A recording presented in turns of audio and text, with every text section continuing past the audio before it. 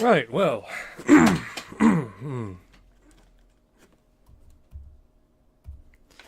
Alrighty, so.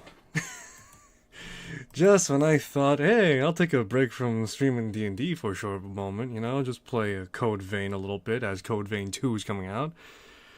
But no. Fate had different plans. Indeed and in thought. Quite the predicament the last session ended off, huh? It got hairy, for lack of a better word. And now, in some ways, I'm currently in debt with fate. Right, so, to recap and recount what happened last, let me see, I gotta count up some records I forgot to account for, mostly the damage that Rex took.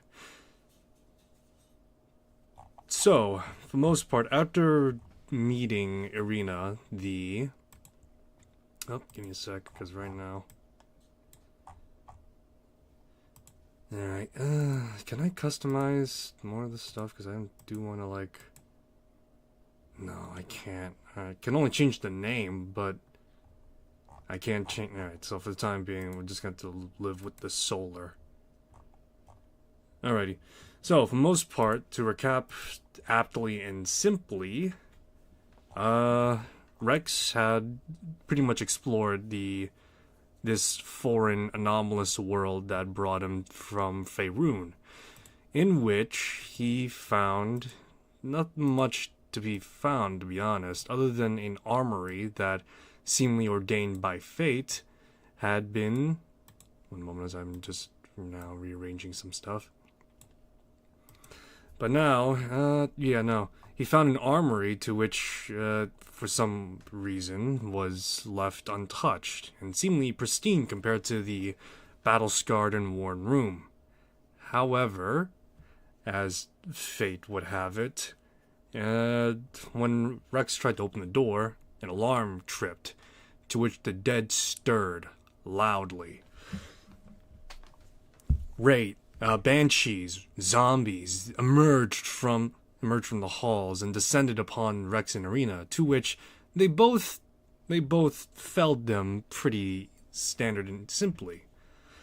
To which, let me see here.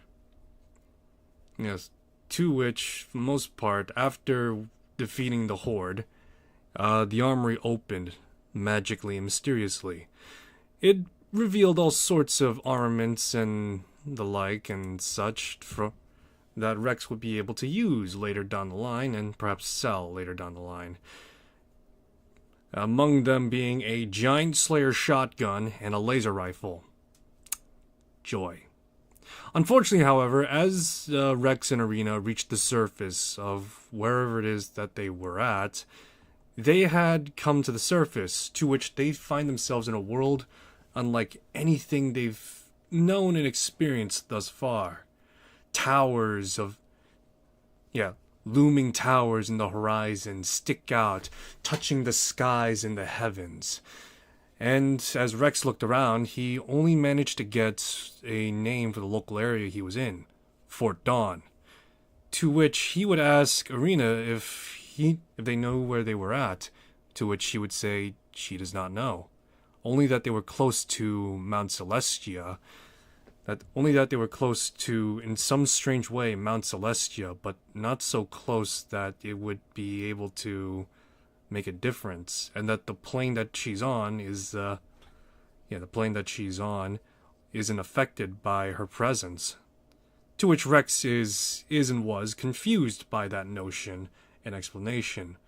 However, they were interrupted by a Death Knight and 3 of his Aspiriants, to which, because Rex and Irina disturbed the resting place of the Death Knights as well as the dead, they had set themselves to fight and likely bring death to Rex. The battle was long and hard, and though the Death Knight was felled and 3 of his Aspiriants, Irina was felled in the battle, and Rex was eventually felled in the battle. Death was about to claim Rex, as the experienced blade was about to come down and deliver the final blow. However, a robed figure would impale the Death Knight from behind, to which I will recount what he said. I'm going to probably change some of the dialogue if I feel like it, but yeah. The recountance is this, and as Rex is barely hanging on to life, he would see this being shrouded in a cloak. However, barely seen is a gleam from the cloak of ethereal energy, but strangely, it's not magic. You've caused quite the stir. First, I feel the world bending and twisting. Then I feel a foreign entity entered here. Now you're on the verge of dying because circumstances demanded a balancing act. Grace has come upon you, but not because of mercy. But it is required that you not die here so anticlimactically to a lesser, despite everything. You will return home now. Think now of what you faced here, and reflect. To which Rex would hear a snap, and suddenly be shunted across what seems to be great distance, before landing back to where he was originally standing, flying back a few feet. He's still in critical condition, on the verge of death, and his companion Leanna and some of the guards and the captain dwarf that was there would be yelling out around, "Medic! We need a medic!" To which, that is where we're picking up a little bit. Alright.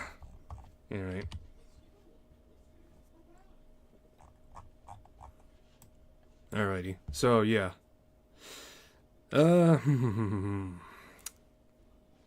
do I want to go about this right now? Because I do have a few things I do want to try and carry on. But let's go with what Rex is going through right now, as he is on the verge. I've restored him back to 1 health, as he has been brought back to Safe Harbor, to which he would have gotten some medical attention almost immediately to stabilize him. In which, I'm trying to think. Yeah, alright, so this is what we're going to go with. Let me just get the session 9.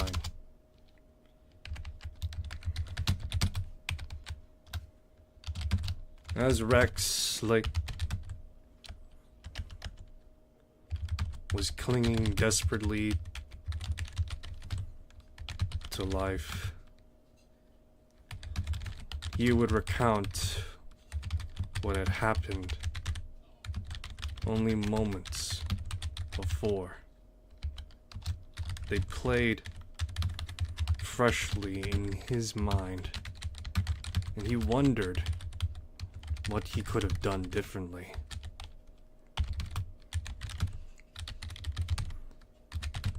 If given the chance. To which, before long, he would think back to his childhood. Seemingly, in this moment, he is feeling nostalgic for the home and family he had left behind.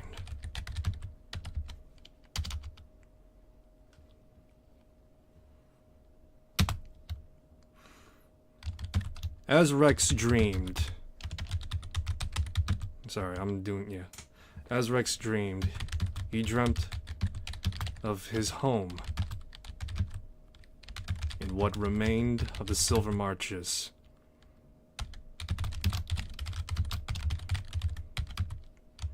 After the last dwarven home left, nothing beside remained.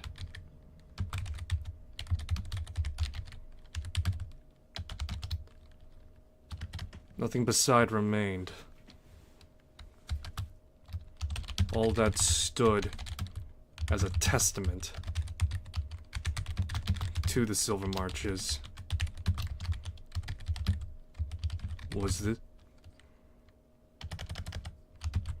a noble family home and the estate and land that they own.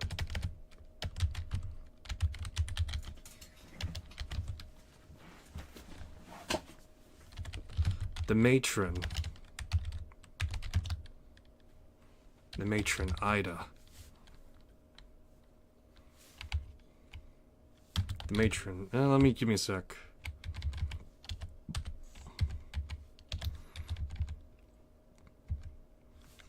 The noble matron of this home was Ida, a high elf noblewoman who stayed behind despite having no power beyond her estate. This woman was Rex's mother figure.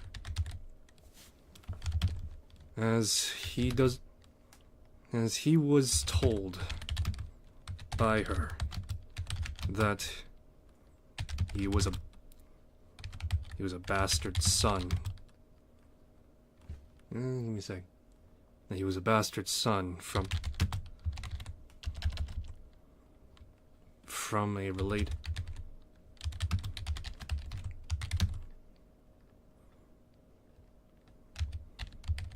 and wished for him.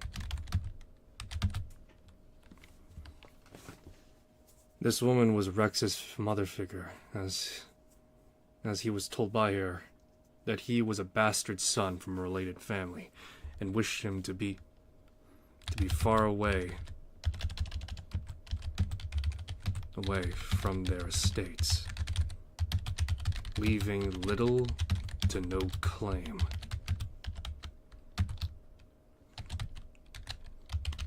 Initially, Rex was meant to be a servant. Another worker for the estate. But Ida, perhaps in a bid of sentimentality, or perhaps taking a shine to Rex, adopted him into her family properly. From then on, she had taught him all sorts of things. Things that would lead him to being a scribe.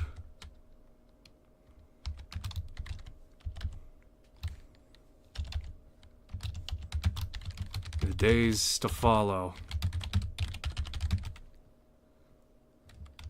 and the years to come,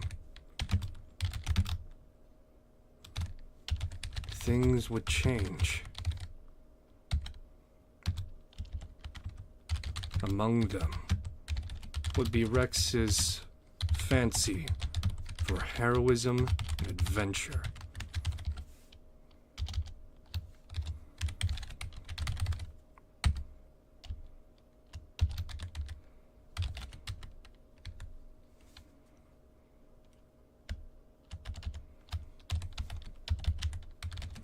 Alrighty.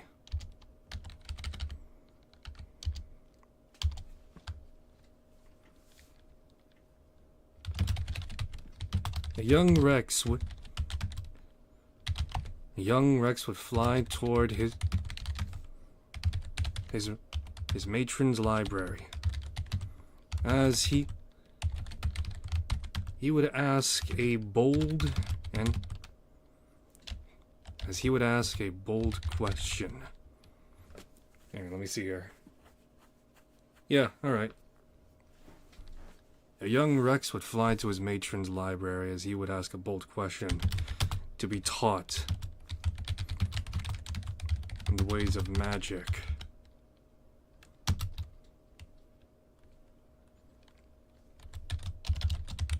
Reading stories of heroes like Magus Van Dahl.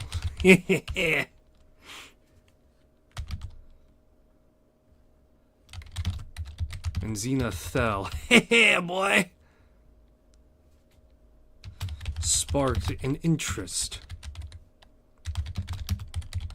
to explore the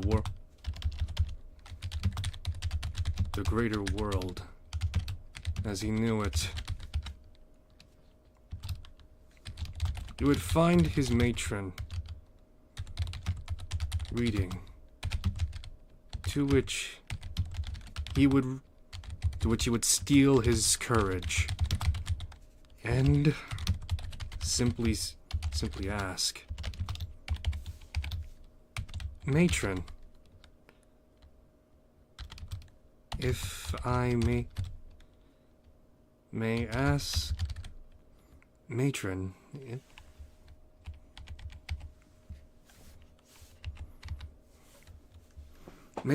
if I may ask, can I be taught magic?" Ida would not look up, but ask, "Whatever for, child?"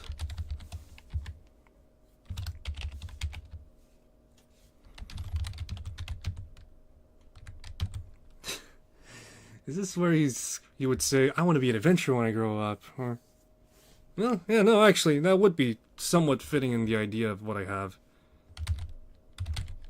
I want to be an adventurer when I grow up.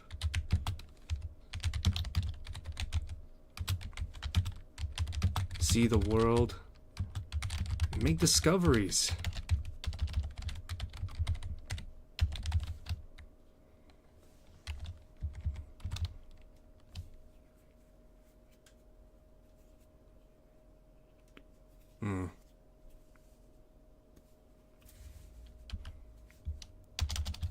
Yeah, let's just leave it at that for now. Yeah, just leave it at that for now, because I don't want to go over this whole thing.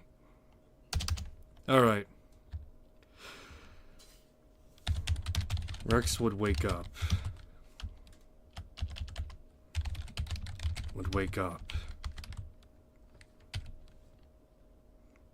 Let me see. What do I want him to be right now?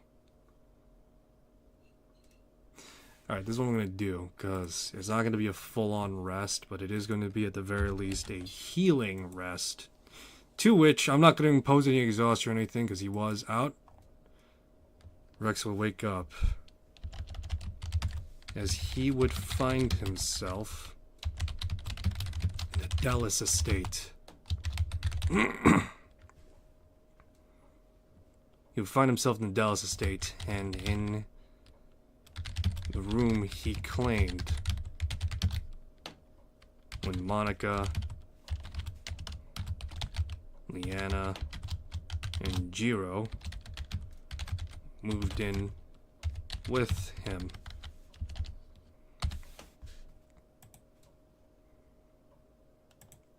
Real quick, as well, while I'm at it. Bam! As he stirs and rises up from his bed, he would feel a great pounding in his head.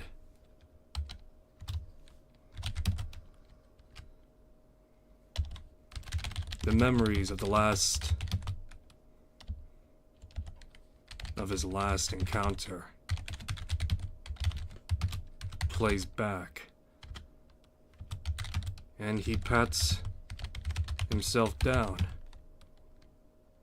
seeing at least his wounds are healed and tended to.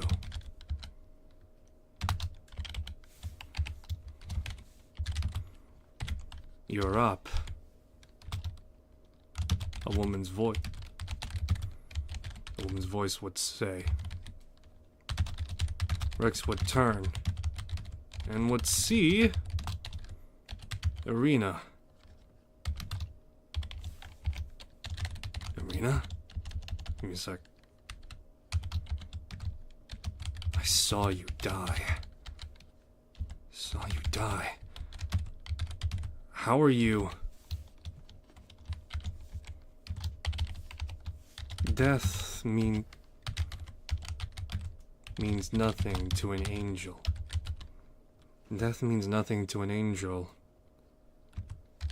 when they are outside Mount Celestia. While we were close in some way.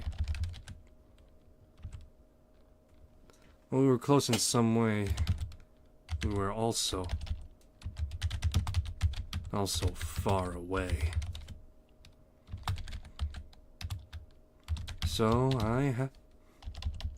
So as is my nature, when felled outside, I return and am reformed again. Irina would answer.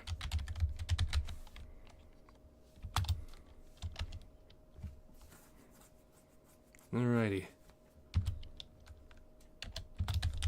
Rex would have so many questions. However, Rex would have so many questions. However, Liana and Jiro would walk in and would be surprised and pleased to see Rex awake.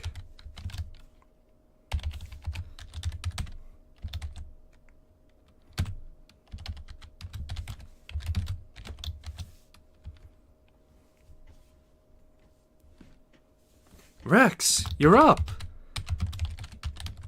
Liana would shout happily as she would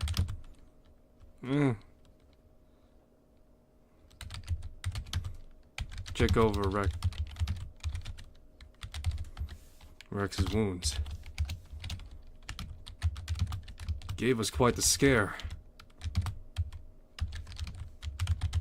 Gave us quite the scare, Rex.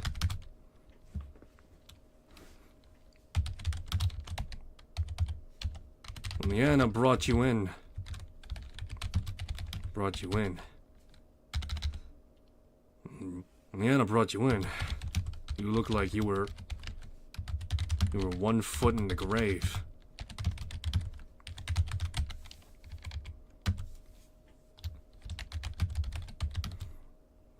Let's say.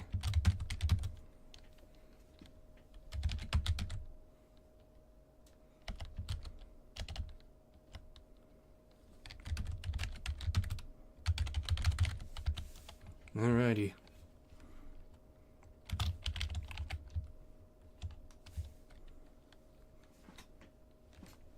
Let's see.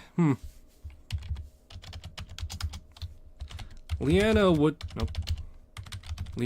fuss and look over Rex's body for his wounds. As eventually she would be satisfied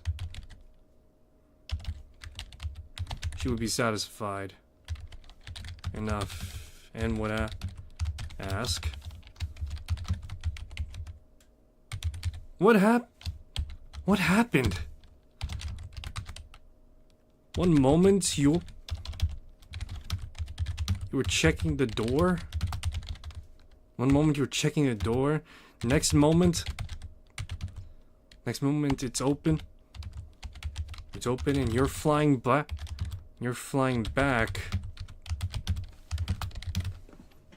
One moment you're checking the door, next moment it's open and you're flying back as if shunted out.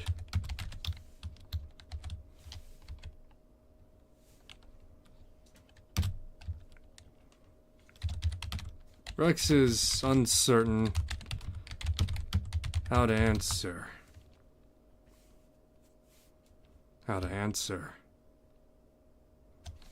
As he would look over to Irina, to which the two would see.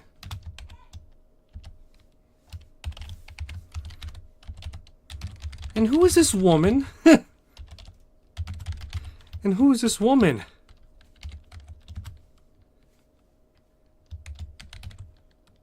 Why is she tall and...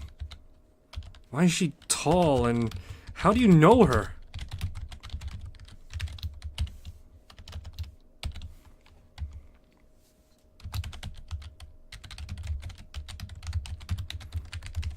Leanna would ask further. Rex would try to answer. To which, this is now where we're actually going to be able to... actually make... Let's see. Well, let's try persuasion. 14. Okay. Alright, so I'm going to say the DC is 10, but this is going to be one of those, like, flexible type of stuff. So, the highest it could go is 20, is what I'm going to say. Persuasion roll is 14, which is a pass. Rex would try to answer. Well, it's hard to say, to be honest. It's all a blur to me still. Alright. Well, it's hard to say, to be honest. It's all a blur to me still. But what I can tell you... what I can tell you is that... what happened at that door was...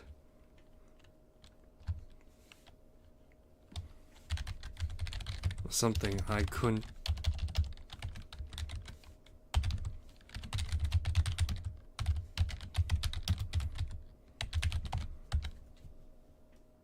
Well, it's hard to say, to be honest. It's all a blur to me still. But what I can tell you is that what happened at the door was something I couldn't understand entirely myself entirely. Let me just... There we go. As for my friend here, we met only recently, and we've connected on certain things. Things that I would like to be private right now. Jiro and Leanna would look at Rex with a discerning look, to which, let me see. You know, I already put down the DC, so that's what they're... So I'm just gonna go off... Let me double check, because I'm gonna go off their passives instead. So real quick. So, passive insight is 17. And what about Jiro? Let's see here. Oof. Alright, so, yeah.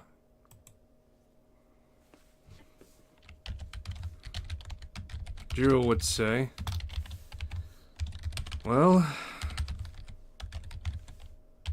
That's good enough. Well, that's good enough for me. Well, that's good enough for me. Huh? just try and be careful in the future with strange doors. Leanna, on the other hand, would not entirely buy it, but clearly sees that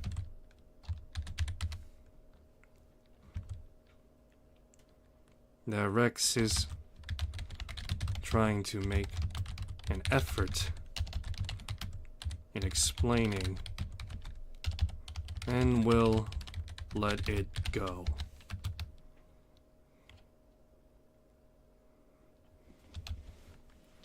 Alrighty. Yay! Alright, so. Yeah, a lot of story bits, I know, yeah? So, let's see here. So, fuss. Yeah.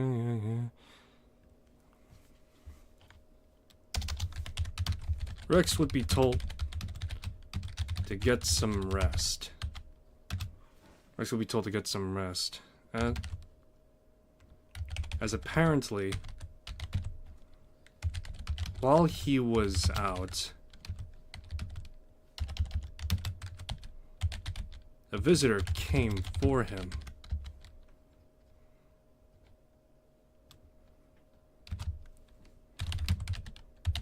The visitor would... Yeah, right, so the visitor was told to come back tomorrow. The visitor was told to come back tomorrow when Rex was better.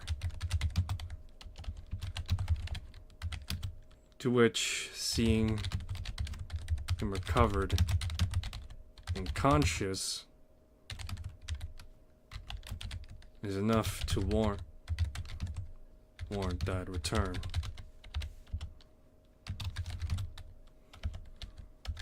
There is still daylight outside. Enough to do. Alright, so there's still daylight outside. Enough to do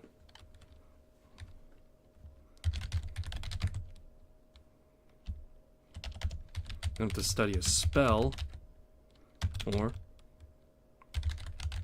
perhaps check up on some connection. Alrighty, so now that we got that whole story spiel out of the way a little bit, there's gonna be more of that soon enough. So, a little bit of mechanics talk time. Alright, so let's see here. I do want to actually learn a spell.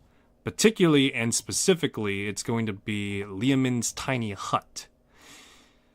A 3rd level spell. So, let me just... I know for a fact I got the money for it. I just want to... Let me see here. Let me double check for spell casting. The spell casting bit, because...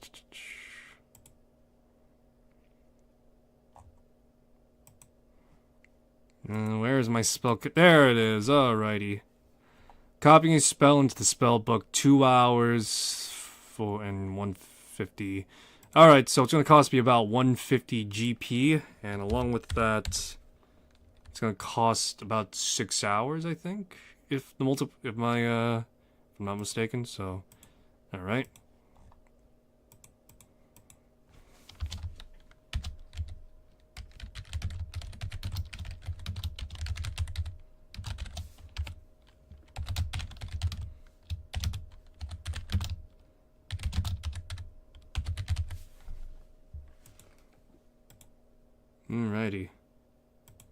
Alrighty, so...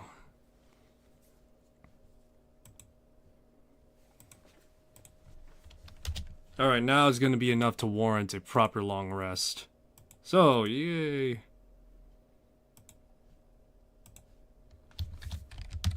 The next day would finally come, and as Rex was getting dressed for the day, he would notice he had realized just now that there was no comment on Irina's complexion, or even the state of dress he was in.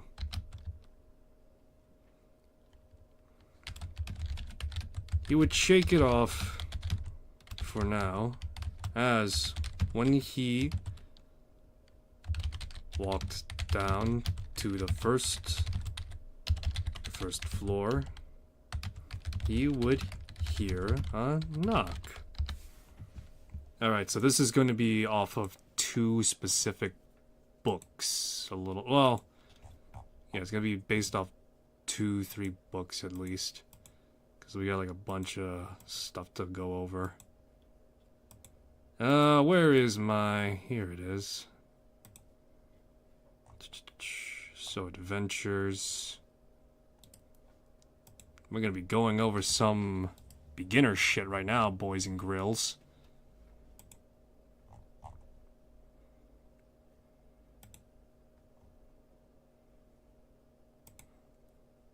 I'm just dungeon...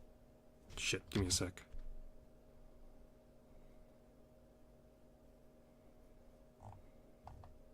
Ah, oh, damn it, they're fucking out. Horse shit. God damn it. Ah, that's...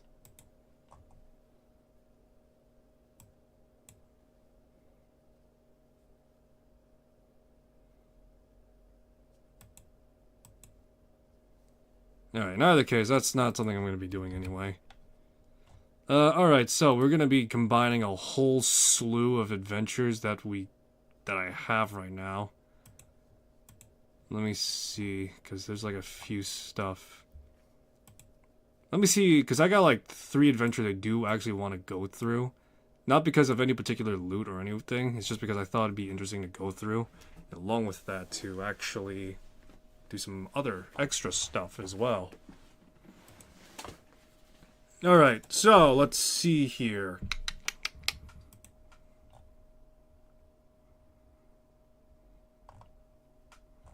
Let's go over the... Alright, let's go over the primer first, because right now... Alright, yeah. Alright. So let's go over the primer I got right now.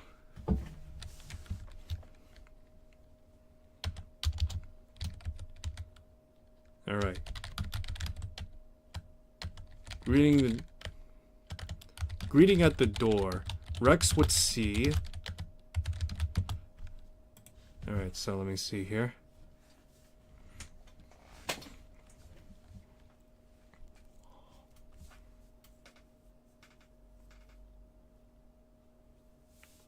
Alright.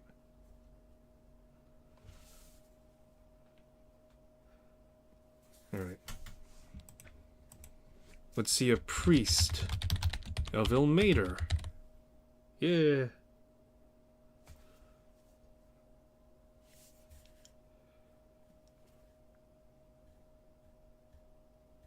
Sorry, I'm dealing with a bunch of stuff right now. Give me a sec.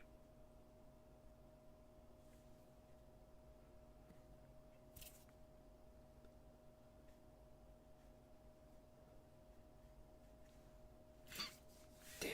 Alright. Anyway, Rex would see a priest of Ilmater. Rex would recognize him as one of the... Rex would recognize him as one of the priests that he was escorting. That he was escorting to the borders of Am. In which he would say, "Greetings, wizard. Greetings, wizard. I see Ilmater has favored you this day, as you are in good health. In good health again.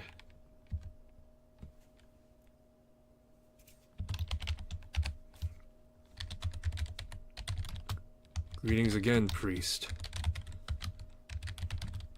What do I owe this? What do I owe this visit?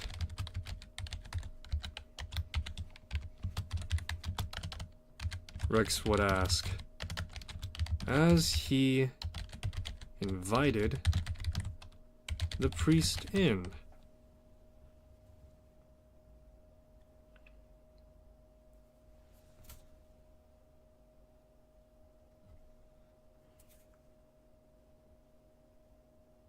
Sorry. Alright. To which you would invite the priest in. Alright. So I'm trying to think.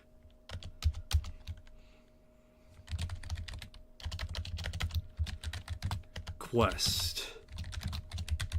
Actually, I think this is part of the, I think this is actually part of the Heroes of Faerun, yeah, Adventures of Faerun source book. Let me see.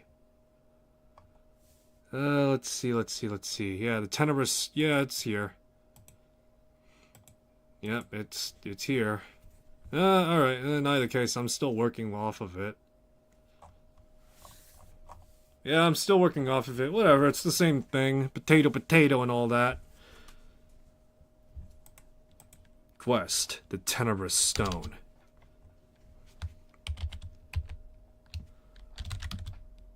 One of our numbers and brothers went missing in...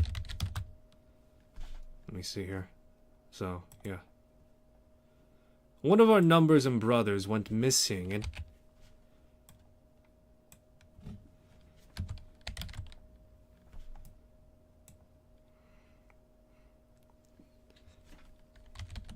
in a village in Damara.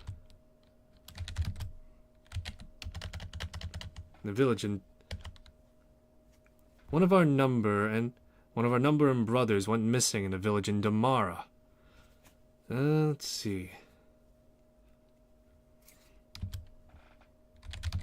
The brother in question is Brother Sarag. Is Trasig. Yes. The brother in question is Brother Trasig. Eh? Is Brother Trasig. He is reported...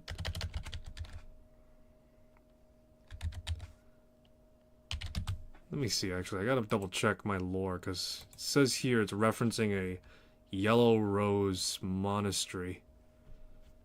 To which I actually should probably double check.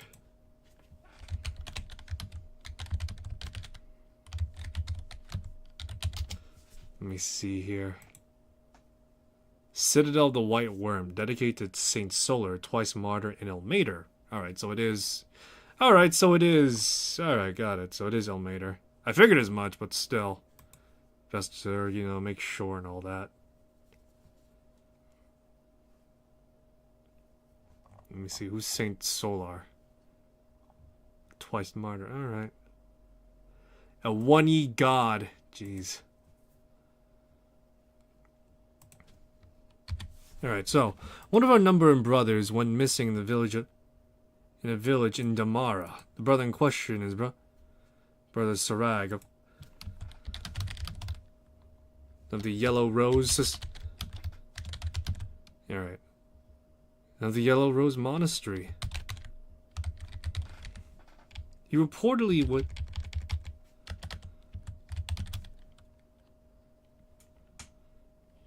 was going to investigate.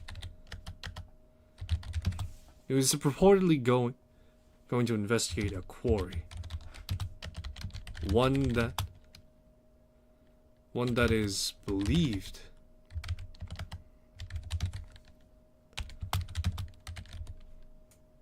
to be cursed, as it has been bringing back those fallen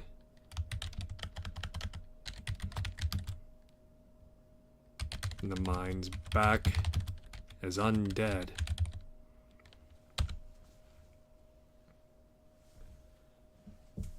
One of one of our... Yeah, so... One of our number brothers went missing in a village in Damara. The brother in question is Brother Sarag of the Yellow Rose Monastery. He was reportedly going to investigate a quarry, one that was believed to be cursed, that has been bringing those fallen to mines back as undead.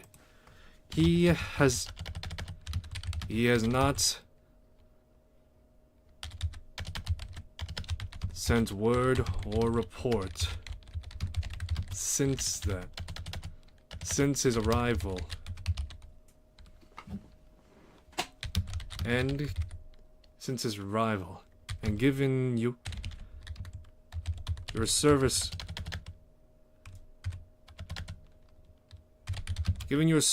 to us prior, we figured to hire you to investigate.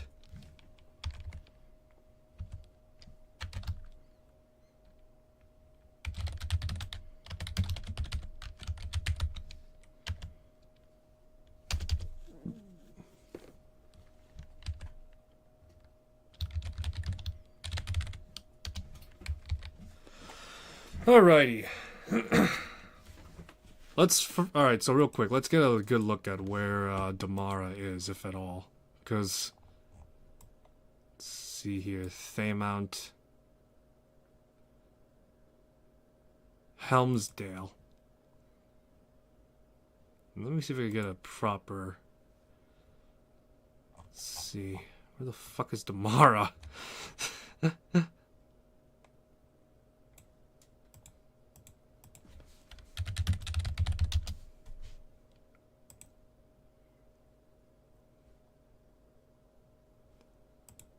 Let me see here. Damara, all the way out in Rawl. Oh, okay, there we go. So, all the way out there, huh? Shit. That's gonna be a hell of a travel time right there.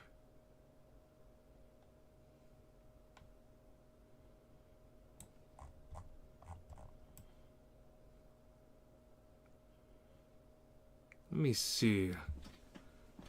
I want to stack up a few things right now. To which, let me see.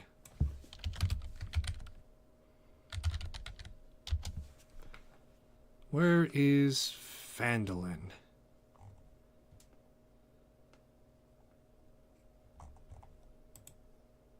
Can't imagine it's in the Forgotten Realms, is it?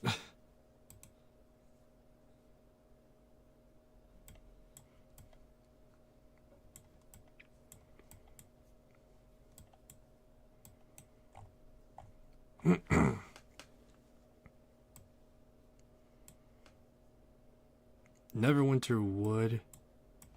Give me a sec, cause I actually gotta like freaking track down and piece together like where the hell all these places are. So let's see here.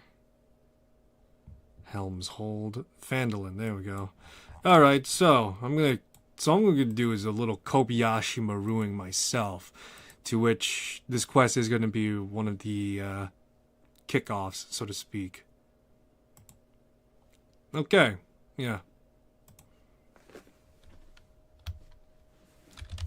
Rex, after hearing this, would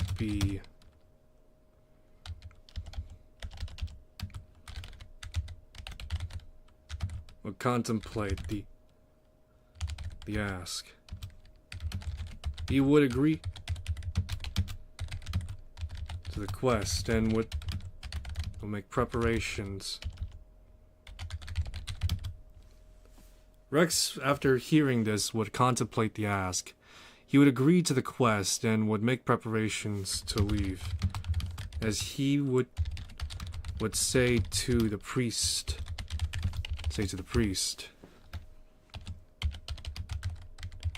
I'll accept this quest you've given me.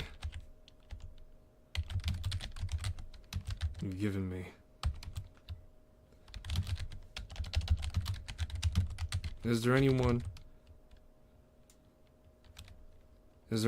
in this village that I can speak to? Is there anyone in this village I could speak to for more information?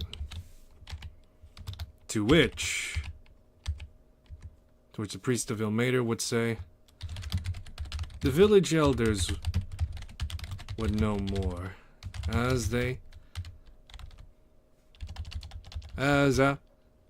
after Brother Sarag,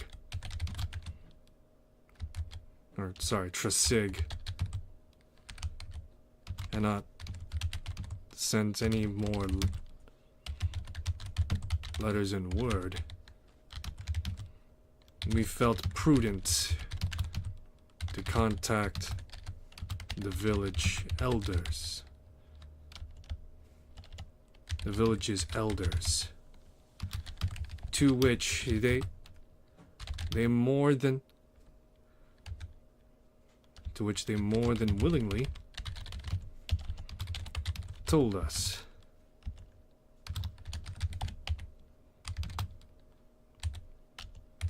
They've decided to offer both donations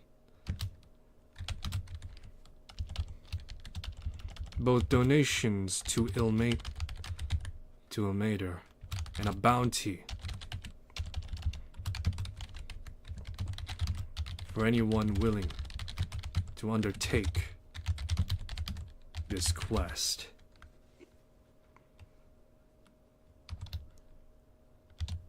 As I said, given the service you provided us in getting to the border of Am,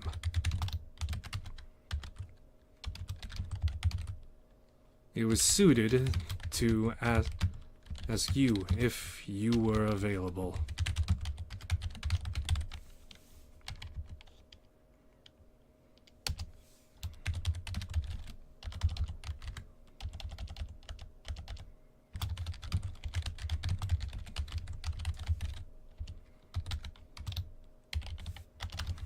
Rex will nod.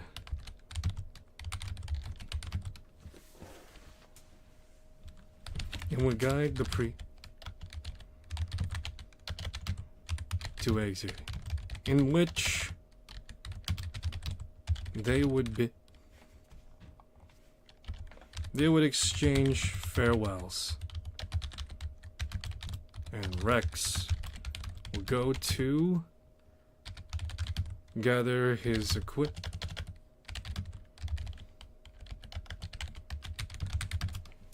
As Rex will go to gather his equipment and quickly take inventory. Irina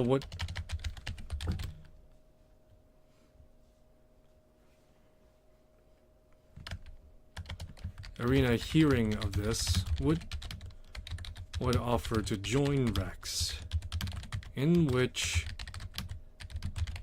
he would accept. But before he would leave, a strange halfling dressed in a red robe would appear. Alright, so this one's gonna be on the fly a bit before I record it. So, sit back and enjoy my shitty theater. My, quite the adventuring busy bee we are we? Who are you? How did you get in my home? Oh, there's no need for such questions now. Let's just say I'm also someone in need of your assistance and expertise to some extent. Careful, Rex. This man, something is strange about him. Indeed, my good angel, indeed. Though many would not see you as such, as well as those fine robes you have there, my friend. You see the robes? And Irina? Yes, indeed. The mists of this world work finely, wouldn't you say? And as well as, even more importantly, the divine The divine powers that be have most certainly obscured your sudden change in attire and companionship. What do you want? What do you want? What I want is assistance. You see, I have been invited here in some ways to carry out my own personal ventures, but it would seem as though that my party of friend sorry, give me a sec. It would seem that my party is in need of some refreshing experience, one might say. What do you mean? What do you mean by that? What do I mean indeed? Are you going to say, or I think not. Why ruin the surprise, I suppose one might say. In either case, if I heard correctly from that priest of Ilmater, you're going all the way to Damara. That's quite a trek away. About a month, I would say. Wouldn't you want some way to expedite that? What is it that you're offering, halfling? I'm offering a service. A reasonable enough service, I would assume myself, as I'm the one asking for your assistance. Rex would look at Irina, to which she would shake her head and say, I don't sense anything that I can discern from him, to be honest. He is neither of my kind and of any devil's kind. So it's hard to say. This is your judgment, I'm afraid. In which Rex would contemplate for a moment before asking, What is it that you're asking of? Please, speak plainly.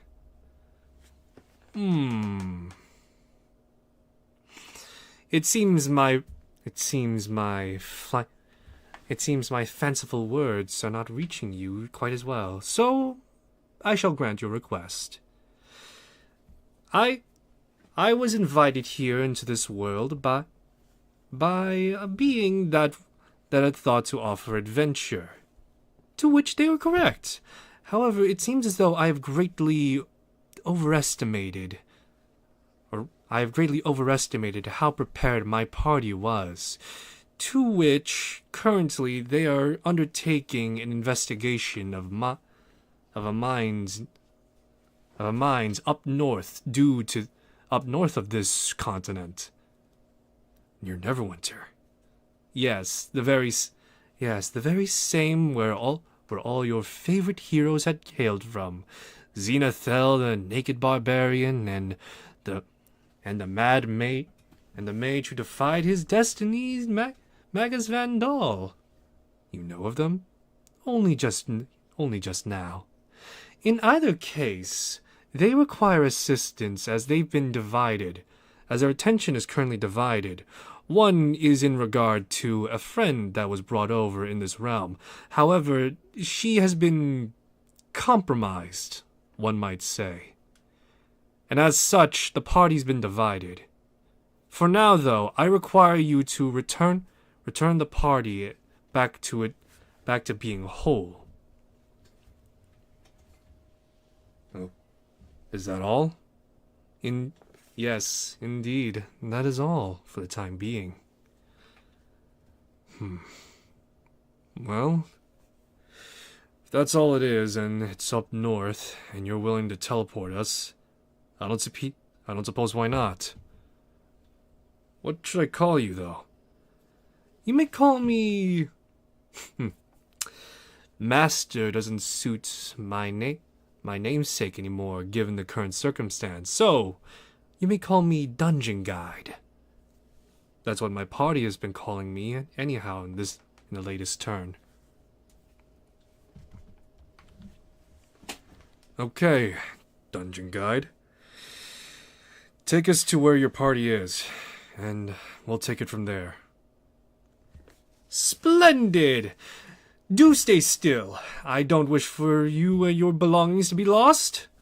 To which, with a snap of his fingers, magic dust floats around Rex and Arena and himself, as they are suddenly then teleported some up north.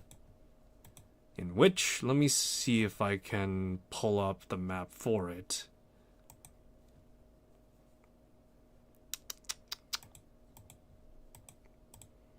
Where is it? Because I know I got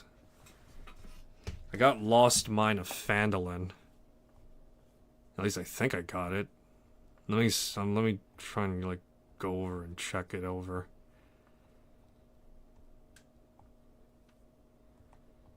Yeah, give me a sec. I legitimately am trying to find Lost Mine of Phandalin because it was like one of the free stuff that I got. It was like one of the kickoffs.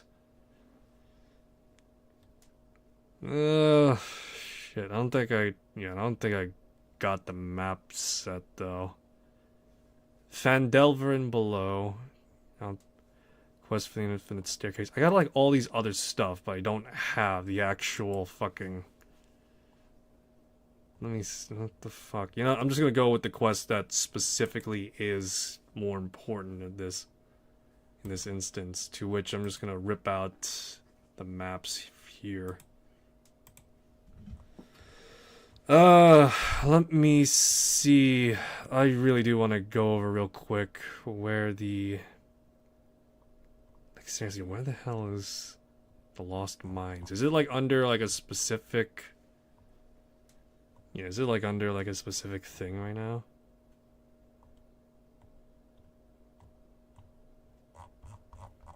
God, the one time I wish I could just search and just like, oh, there it is. It's right there. Ah, fuck. Actually, let me double check. Well, actually, no, I do want to. This is gonna be like 5 friggin' stuff, like ramshackled together somewhat.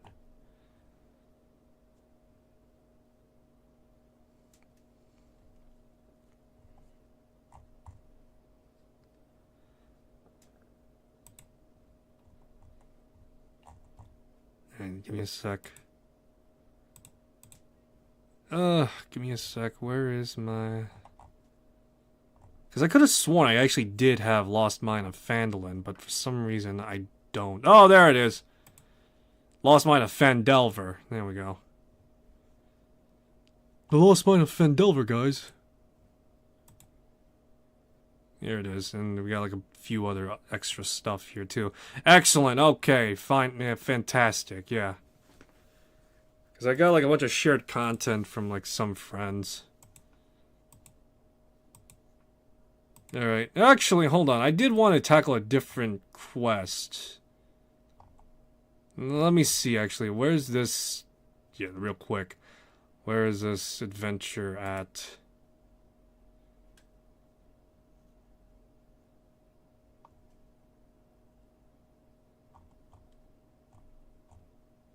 Yeah, so right now this is like... What is the hook, is what I'm gonna say.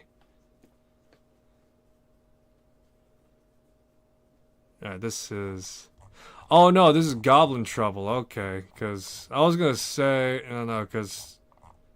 Yeah, for this quest specifically, I was curious to try and maybe... tackle it a little bit. In either case, maybe a bit later then. Because this is a whole different... I do want to try and get Tales of the Borderlands, maybe. Anyway, let me see here. What do we got specifically? So, we're starting specifically off with... Alright, so this is going to be like 3 quests smashed together in one.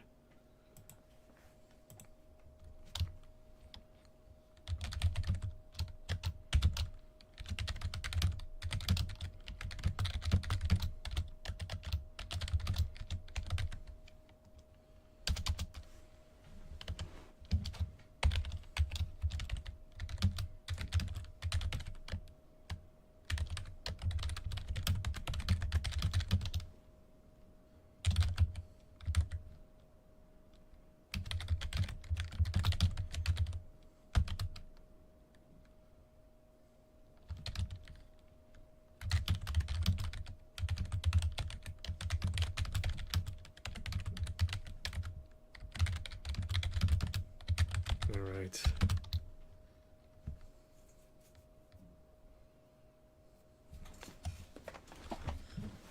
Alrighty, so I'm just gonna right now, real quick, write a quick spiel about this.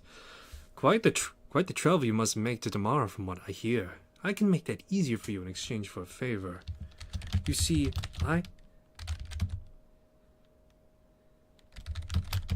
to this continent with a group.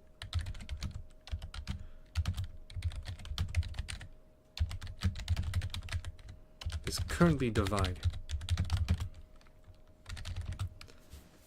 You see, I came here to this continent with a group a group that's currently divided. I say the two matters. Like what?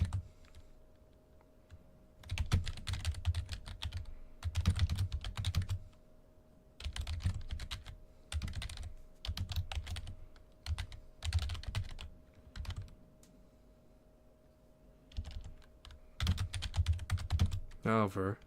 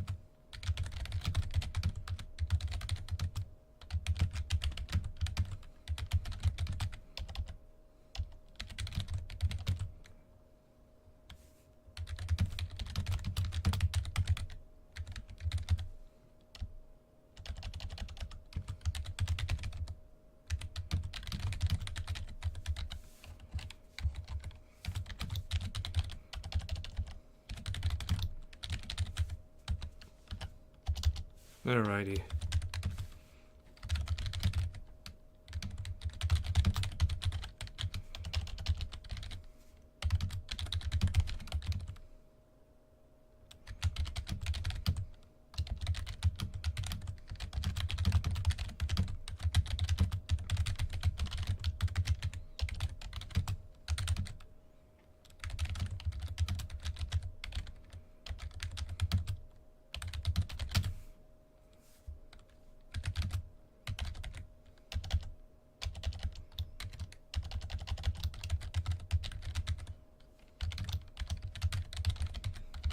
Alrighty. So, Neverwinter's Phandalin.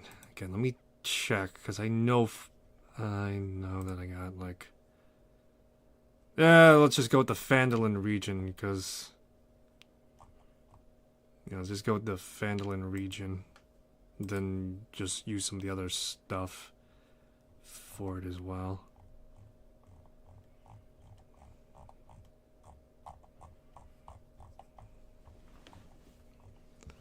Alright, give me a sec.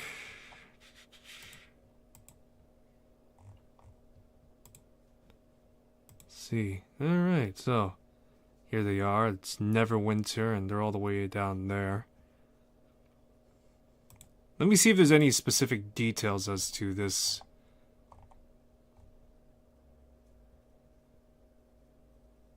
Yeah, alright. Oh, hey, sweet. Yeah, no. Oh, yeah, that's right. I actually did read up on this quest as well to try and, like, piece together how I can make this fit earlier. In which, yeah, okay.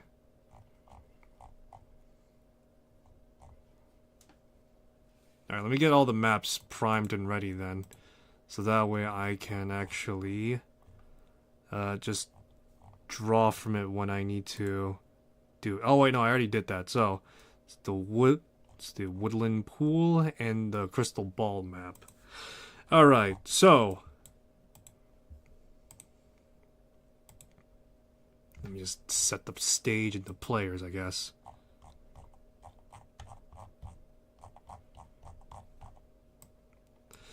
Alrighty, yay! Meeting all sorts of characters now. Woohoo.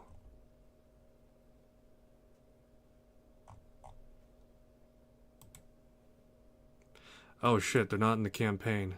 Alright. Give me a sec, cause this is gonna be a bit more... That's right, they're not in the campaign right now, technically. So I gotta... Let me see here, cause I gotta get this sorted.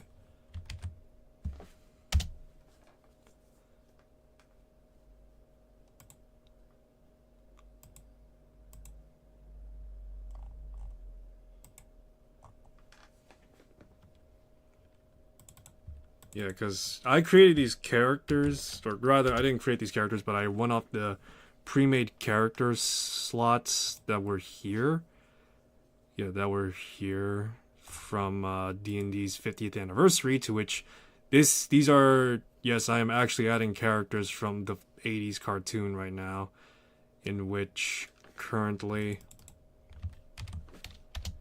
Yeah, I actually have like almost all the characters except Presto, because if I'm not mistaken with Presto, because I'm going off the logic that currently the comic finale is the canonical version, even though the cartoon states otherwise. But the canonical version of the finale to the D&D 80s cartoon is that the party, everyone in the party returns home to the real world, or to Earth pretty much. Except Presto, to which Presto remains in D&D land and is likely taught to be a wizard by both Venger and the... Yeah, by both Venger as well as the DM. So that's what, if I understand correctly, that's what happened in the comics as well as in the cartoons. So that's the angle I'm working with. So currently at this time, Presto is not with the party, as he is likely in a different realm altogether. Alright, so right now, yeah. Now let me see now, are they here? Here they are! Alright, so let's see here. Just get like 3 of the characters ready at least.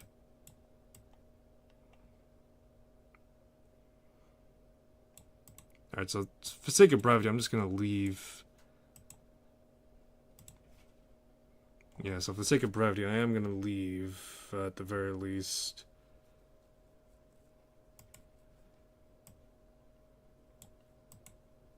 So yeah, 2 of the party members are now gone, or effectively missing a little bit. But that's here nor there. Currently, I set them to be... So currently, I have set this, so for the time being, I've set the party to be with, yeah, so for the time being, I've actually put the party to be, just, yeah. Alright, so, let me think.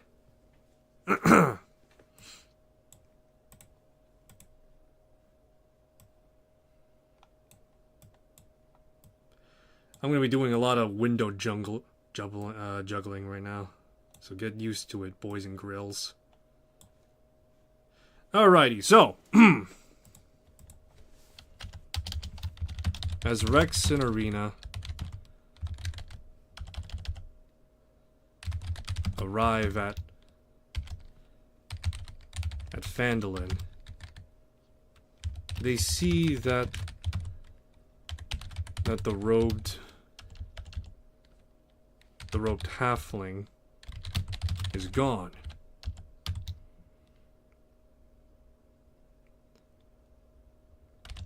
Looking around the village, Rex sees a modest... Looking around the village, Rex sees a modest... Yeah, let's see. A modest setting. Large spaces and Alright, large spaces.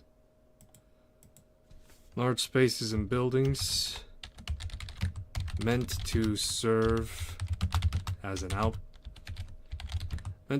outpost of sorts to travelers and homesteaders alike.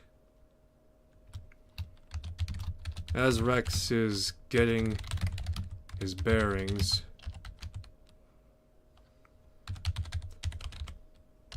barreling out of the nearby inn is a...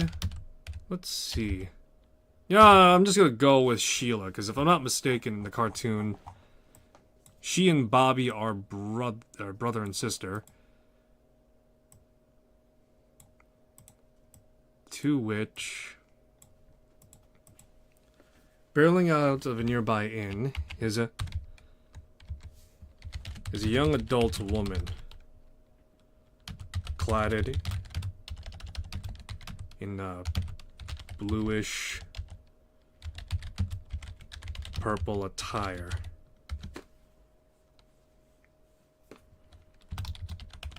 Following her is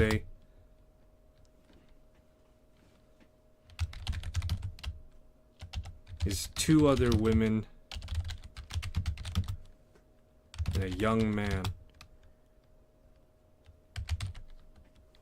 Following her is two other women and a young man, to which one of the women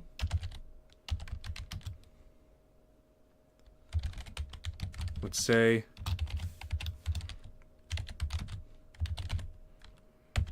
let's see. What would their characterization be? They are young adults at this point. So yeah, they are young adults at this point. So let me see here.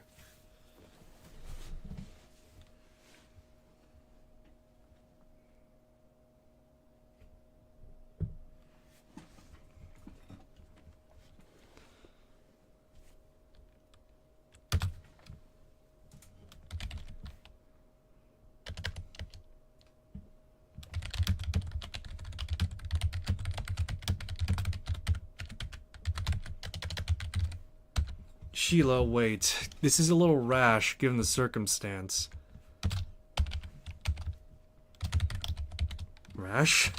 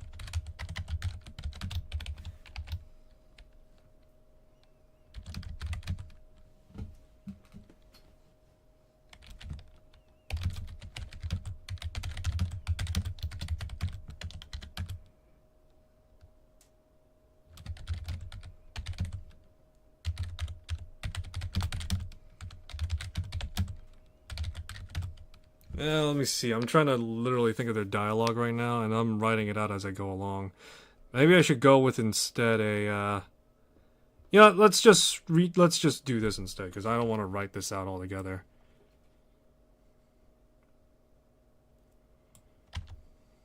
Alright, so let me see here. So Sheila, I'm trying to remember their personalities, so I actually did watch some episodes of the 80s cartoon, to which I know that Eric is a fucking whiny tight ass. Diana and Sheila are respectively pragmatic, with Sheila being more the, I guess, what's the word for it? Sheila specifically is, if I'm not mistaken, sort of logistics of sorts for the groups. While they create plans, she does poke a little bit of holes to try and make them aware. Diana, if I'm not mistaken, is the quick thinker, to which she's good on her feet, hence her high wisdom score.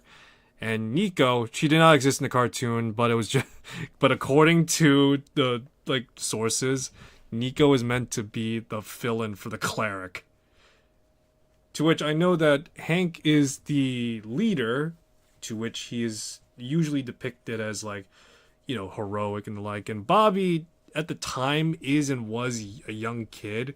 Now he's a young adult still, but if I'm not mistaken, at the very least, he is. I would imagine him still being like a hot-headed guy, a little bit tempered in real life, but given the circumstance with his friend being threatened, he's definitely flying off the handle. So let me just get the mindset right. So Sheila is barreling out of Stonehill Inn, with Diana, Eric, and Nico following after. Diana would call out to Sheila and say, "Sheila, wait! This is a little rash, don't you think?" "Rash? My brother just rushed out into the woods with Hank following suit to go after our friend. I'm going after them." "Yeah, I know that, but we should stay together. We're not fully equipped yet, and we're still just getting our bearings. It's been some time, don't you think?" "Back me up, Eric." Yeah, we're underprepared. But your brother should be fine, and Hank too, you know? He's always been pretty good at all sorts of stuff." "Not helping, Eric." "I mean, if anything, perhaps fast action is meant to... If anything, perhaps fast action would be warranted given the circumstance." "Not helping, Nico." I'm going after Bobby and Hank. You're gonna come with me, or you could stay. Either way, I'm going." All right.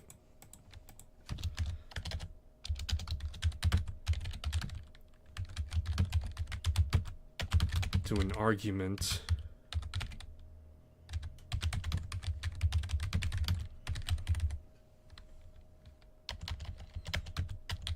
The four people. To which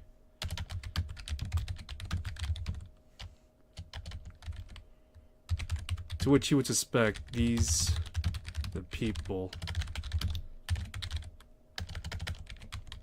Dungeon Guide.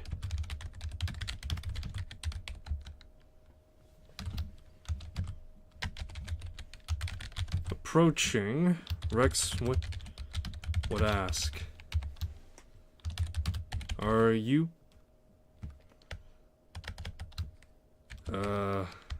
hello. I'm Rex. Hello, I'm Rex. I've been sent to help you with a problem by Dungeon Guide."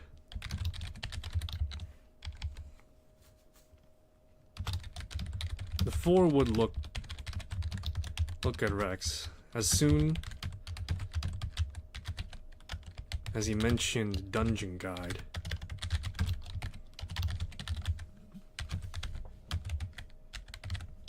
To which Diana would be the first to speak. "Well, that's a bit of a surprise.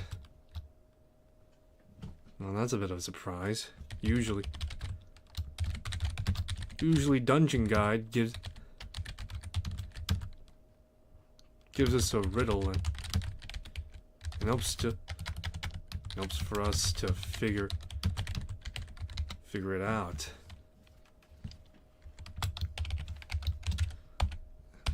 We'll take whatever help we can get. It's just Hank and Bob.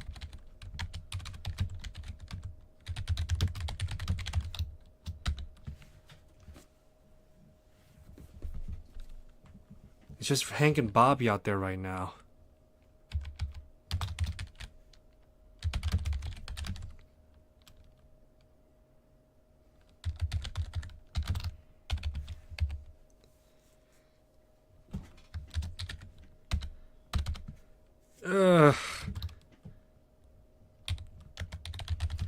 First, first he can't. First he can't give us equip. First he can't give us the equipment we're used to, and now we got a mother hen. Gods, what? Gods, what? What did I do to deserve this?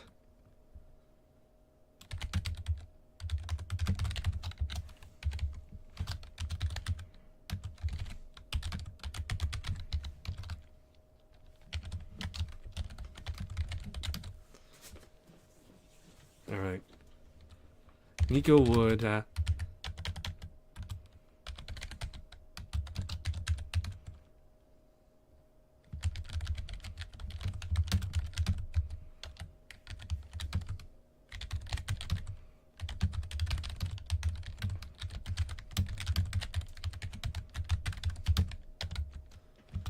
Alrighty.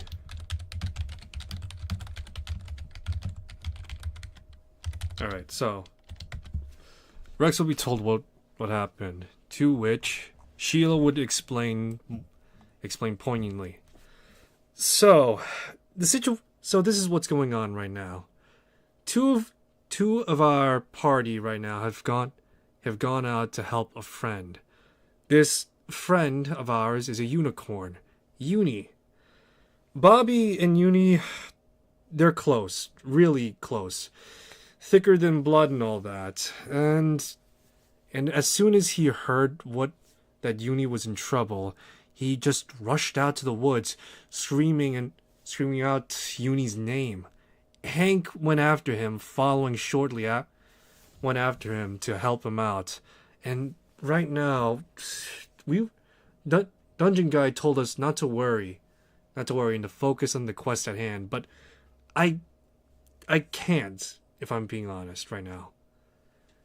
Bob, I can't right now. It's what Diana would then speak up next. It's wearing on our mind. We've been divided before, but not to this extent. And with Uni out there in trouble, we want to help, but given the direction that Hank and Bobby ran off to, we're afraid to leave town and just wander aimlessly without knowing where they are. Without knowing exactly where they are. Yeah. Let me see. What would Eric say in the situation? Yeah, it kind of sucks, Kind of sucks that they went out on their own lonesome. Still, it'd be of great help if you could get them back for us. Despite everything, we've been through a lot, and it would mean a lot if you bring all three of them back to us.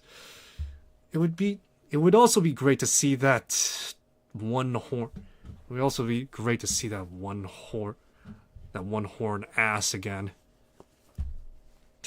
Honestly, Eric, Nico would speak up a little bit and say, I'm new to this whole circumstance right now.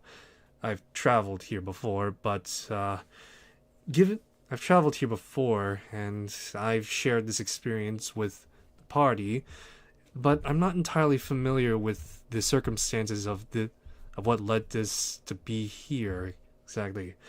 But if there's any way you could bring the party back whole, it would most certainly be welcomed, and most certainly be welcomed.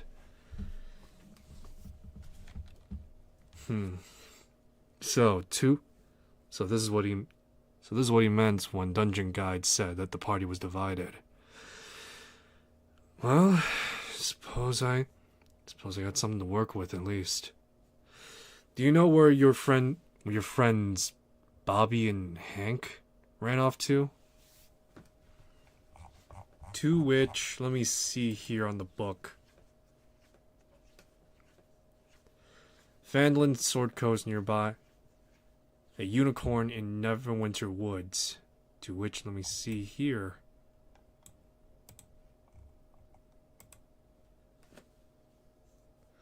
Alright, so they would, because Phandalin is due south, they would point towards the north, in which it would be the Neverwinter Woods. Let me see here.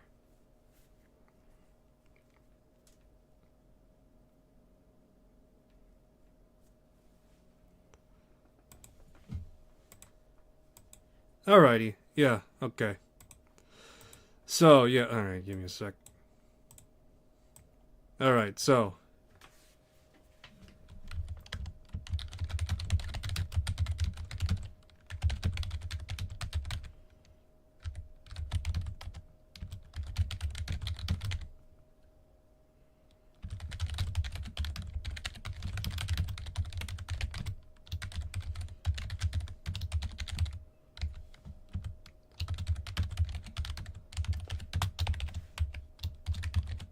Alright.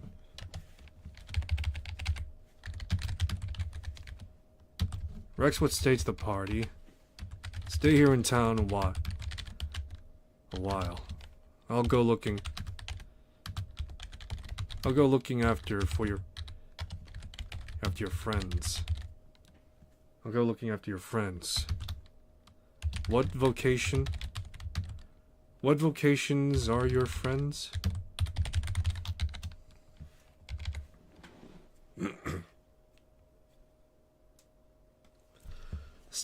Stay here in town a while. I'll go looking after your friends. What vocations are your friends? While I'm looking, it might give a clue.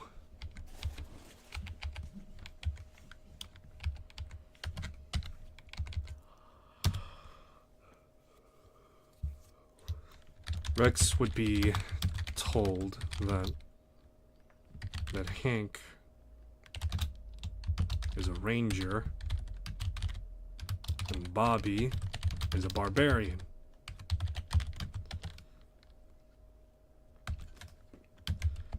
With this in mind, Rex would set off toward Neverwinter Woods and search for the two. Okay, nice. Alrighty, nice. Got ourselves something.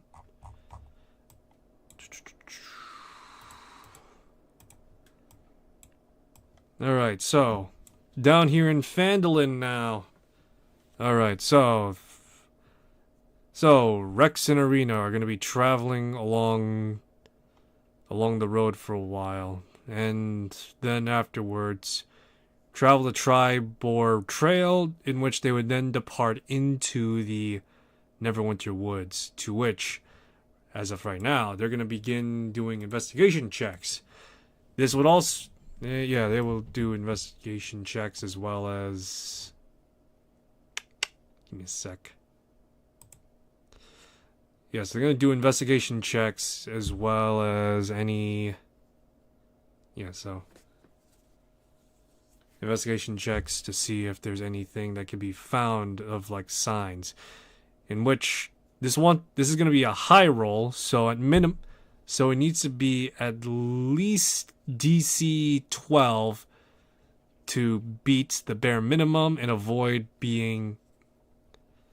Yeah, to avoid being caught by wildlife, as well as finding any clues. To which, let's see. 25. Alright, with that result, I'll be able to work with it.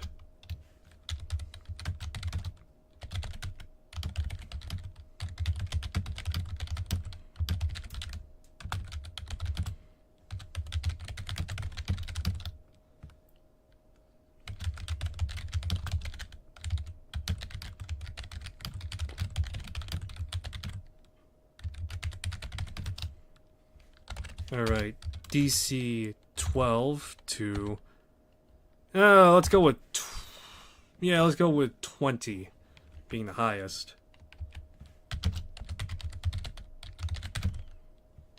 Investigation is, what was it? 25, okay.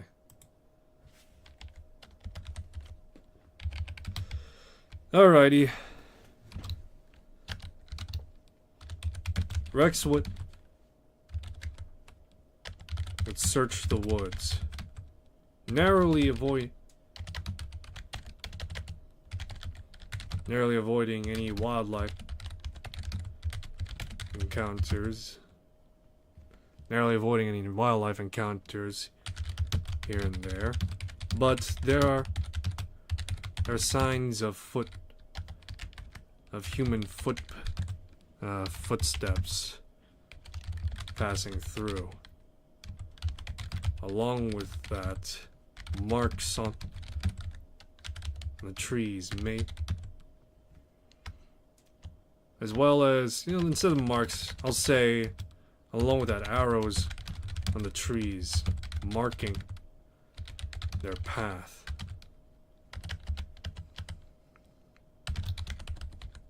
Following them, would find a camping site. Following them, Rex would find a camping site to which the campfire is still warm. Looking around further, Rex would find more arrows on trees and would eventually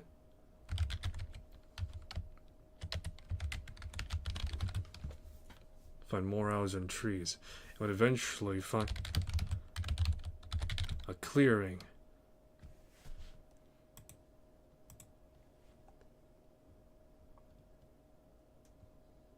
Let's see, where is the... Here it is.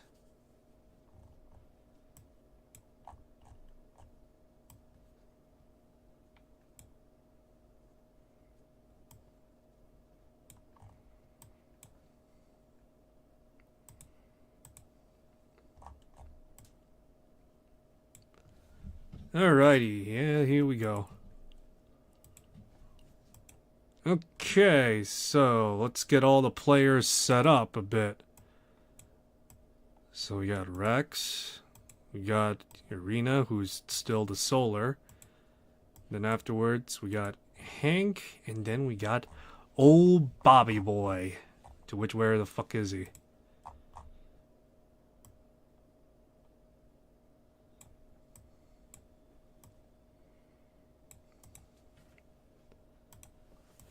Let me see. Uni. I would imagine the Uni would just be straight up a stock unicorn.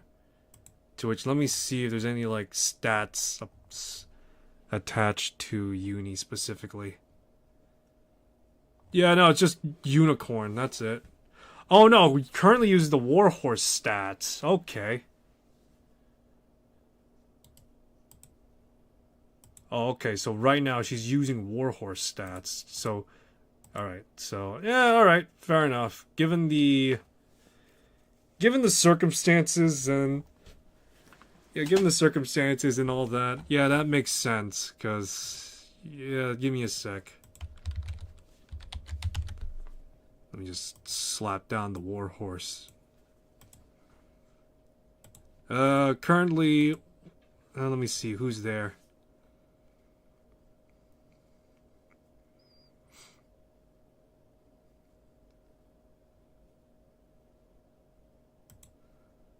Alright, let me just put this down.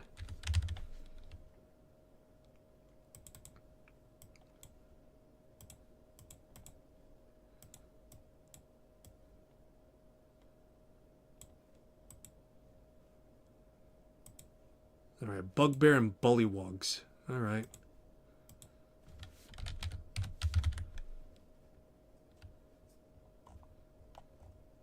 Doesn't no, it's a bugbear warrior. Okay.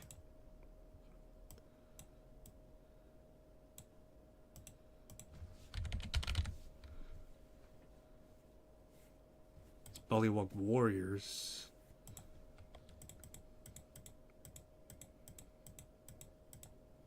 One, two, three, 4, 5, 6, 7, 8, 9, 10. Alright, so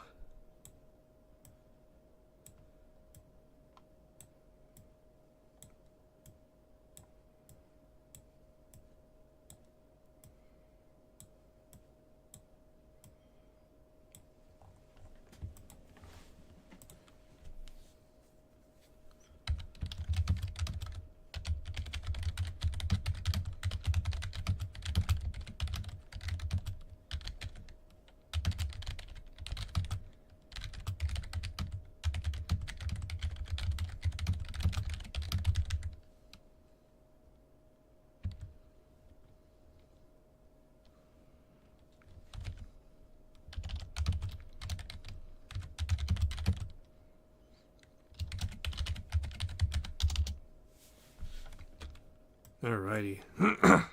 So let's just play this out a little bit. So as Rex and Arena are crossing this area, they see a clearing up ahead. To which I'm going to say, for the sake of brevity right now, that, you know, actually, let me get their character sheets up right now. Because I am going to be playing them in this section right now. So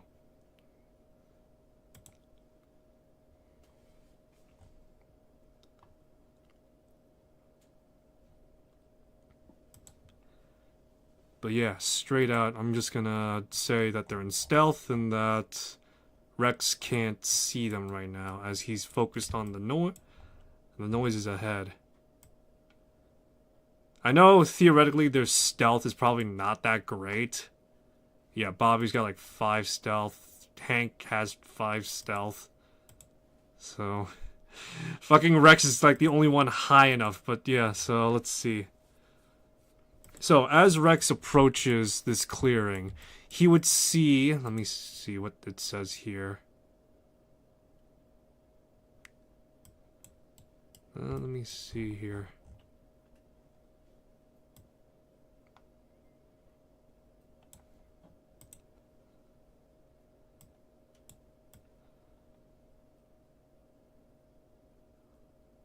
Let me check, because it says here that there's like a few...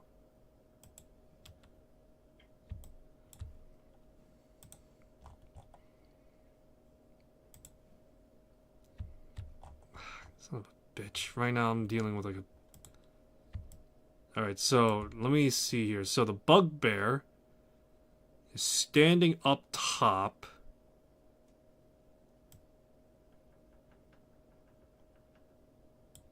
I'm gonna say that there's gonna be like a few of these bullywugs on the ground level right now, just so that way we have a bit more.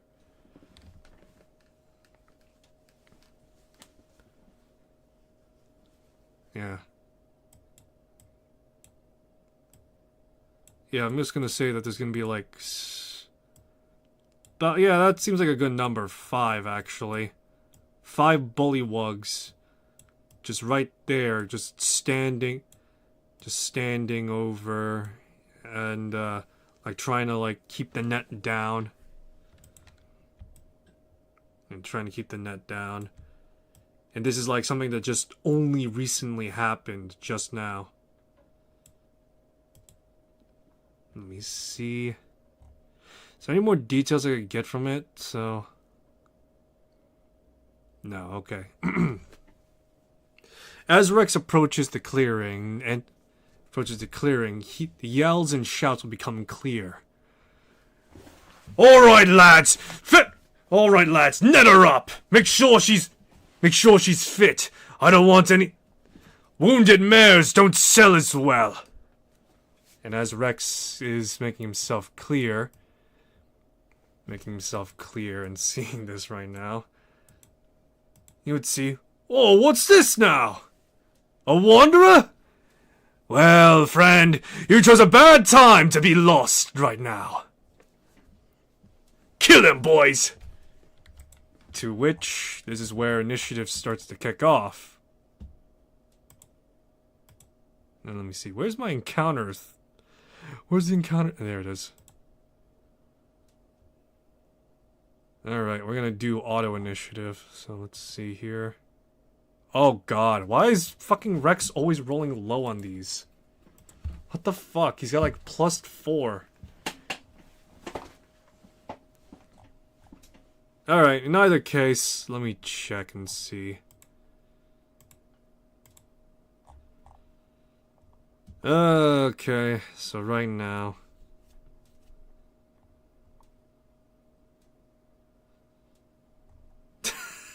This is so stupid. Oh, jeez, okay. In either case, so this is auto initiative, so which this is what they got. To which, let us begin.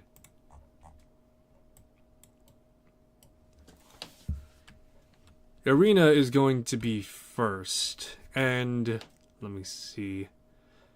I would say that, given the current circumstances, she has to play a certain part, to which she is going to, let me see here, to which she is going to rush up and with her greatsword, as I do think that's actually what it's constituted as, she's going to swing at 2 of the bullywugs.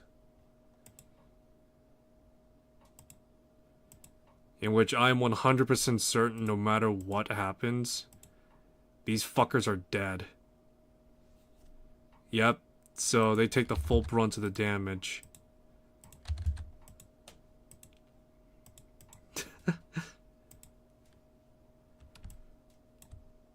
Alright. From the shadows of the underbrush, there is going to be a...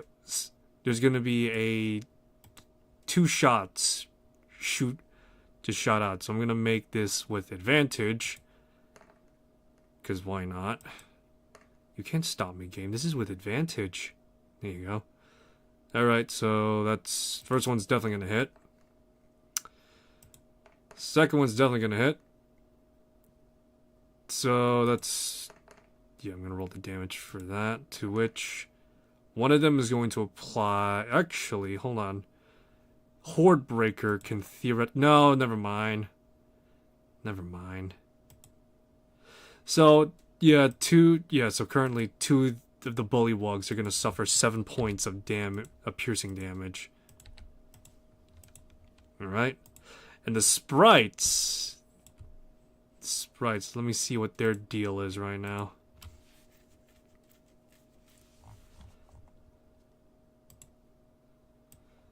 The sprites are a bit far away, but they're gonna... a bit far away from their targets. Actually, no, they aren't seen by anyone, so right now they have a fly speed of 40, to which... Let me see here. They can move...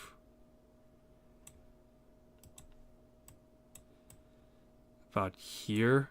I think that should be good. And they are gonna, let me see, fire upon... That's still going to be with disadvantage, so they're going to be moving around still.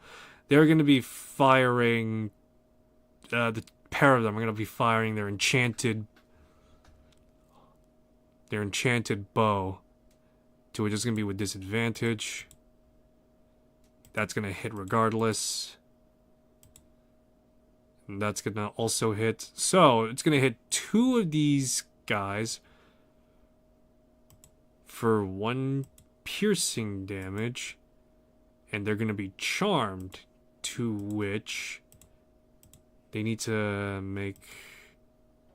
No, it just says outright they are charmed. There's no save throw against this. It's, you get hit, you're charmed.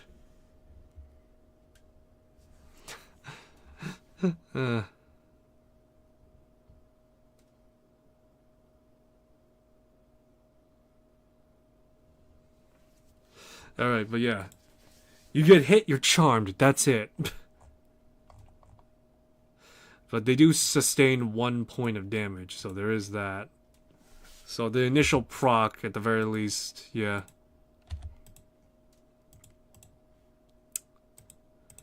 The bugbear is gonna be seeing this, and is just gonna be like, is just gonna yell, "Oh, what? What the hell is this?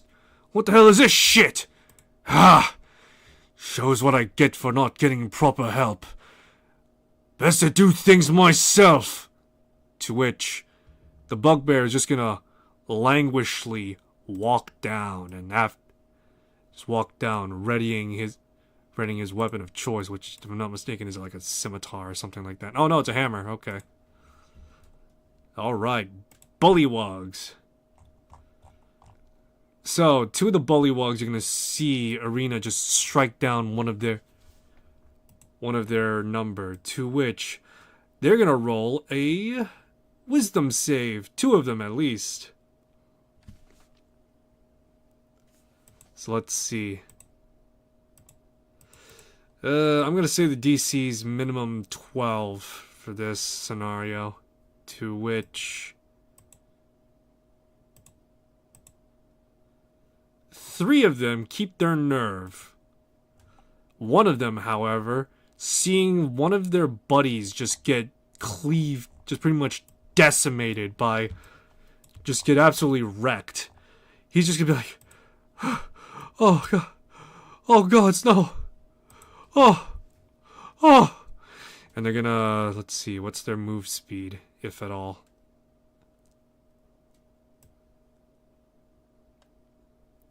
He's gonna make an action dash and just bolted right now. Oh, oh.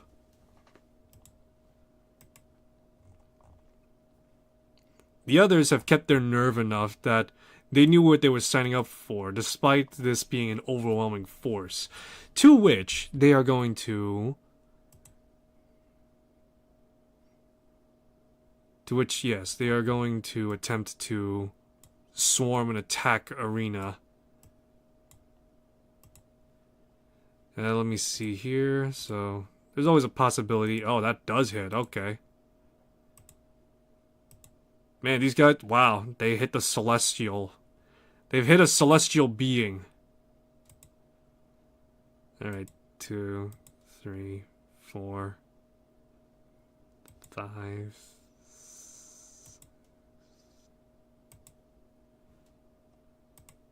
Wow, 3 ones in a row.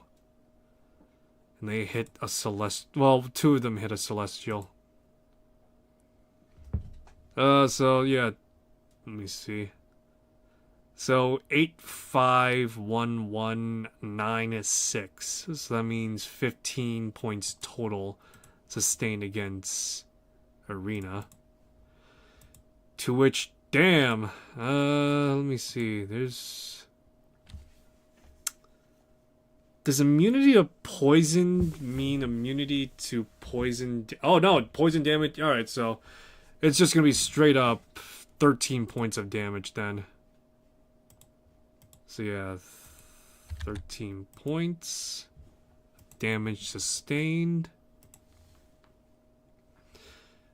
To which then there's going to be another... Let me see here. To which the bullywugs up here are now going to also take their bonus action to pretty much leap 30 feet. Let me see.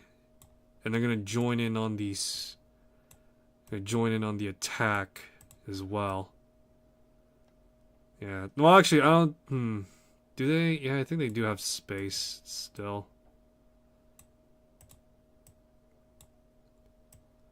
Yeah, let me just sort out the dead tokens. Alright, so they still had enough movement, to which they're gonna make 2 more attacks. One is gonna hit for 9 points of piercing. Damn! Fucking bullywugs can theoretically kill a celestial, of all things.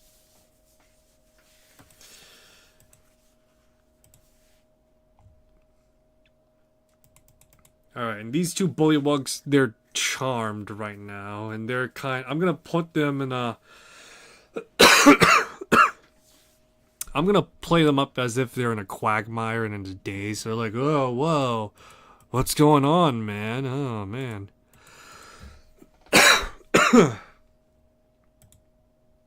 Let me see.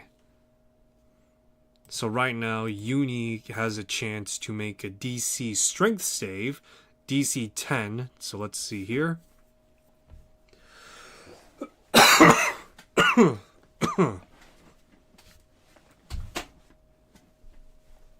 Oh wait, no, never mind. Let me see here. What's the DC check on a net?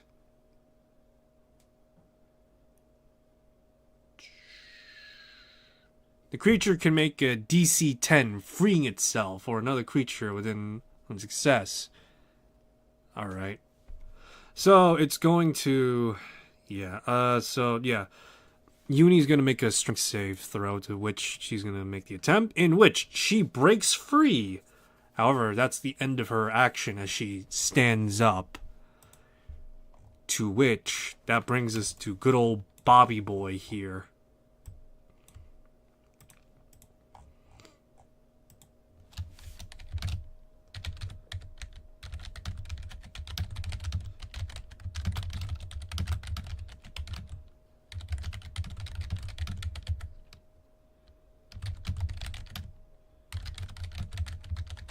I don't think there's going to be anything really truly remarkable about this combat right now. So we're just going to keep on going as is. So, with a loud, furious roar.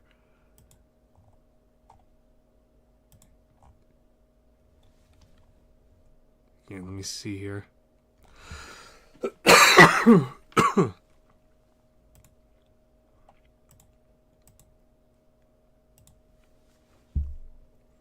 Yeah, so, with a loud and furious roar, comes rushing out just this, let me see, he's got like 40. How many hand axes does he have? I'm going to say that for the sake of brevity and for the sake of simplicity, all four I usually do this anyway, so all four hand axes are like at the ready and just like ready to go. Just yelling out, Uni! And from this muscle-bound man comes flying out 2 hand axes at bullywugs, to which, let's see if they hit.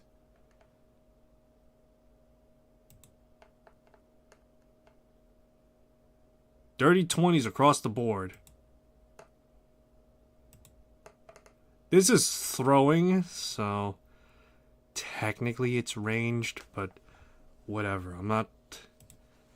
Look, he's tossing the friggin... He's tossing these things. I know it says melee specifically. Let me see here. To maintain the rage...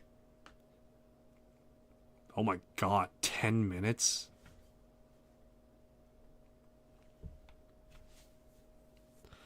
Right, so, because... Yeah, it's a strength... It's a strength and you're technically... He's tossing with, like, the fury of 1,000 suns, is what I'm gonna say.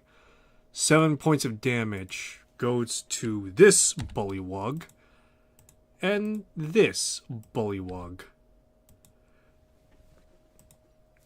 To which, the bullywugs, as they hear this, like, war cry with Uni's name... With the unicorn's name...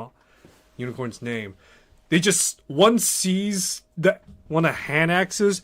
just and just falls backwards, and the other one just sees it lodged in his shoulders, like, ah, oh, the hell.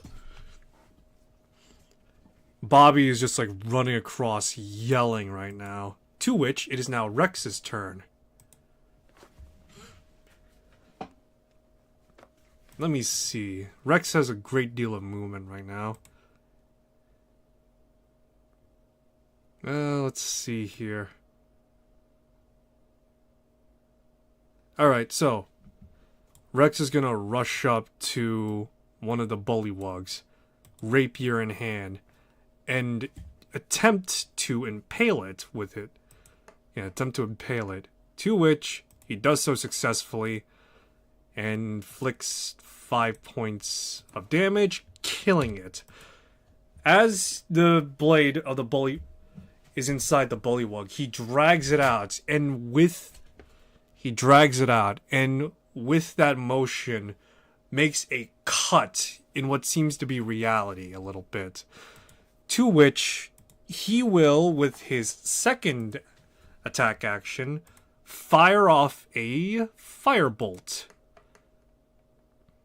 for 13 to hit at... Let's see. Yeah, no, this one's within line of sight. Ooh, that's not gonna hit, though. Oof. Alright, so he's gonna fire off a firebolt into this bullywug, to which it is gonna reel him up. It's gonna hit him and reel him, but not truly do any damage. Alright, Arena here will now... Give me a sec. Pull up the stat block sheet. Alright, so Arena now will... I think no matter what, she's gonna fucking hit these guys. So let's just say... So let's just choose 2 targets and they die. To which the stumbling bullywug here is going to just die from Arena's attacks, as well as... Yes, as well as this one is going to fall and be felled as well.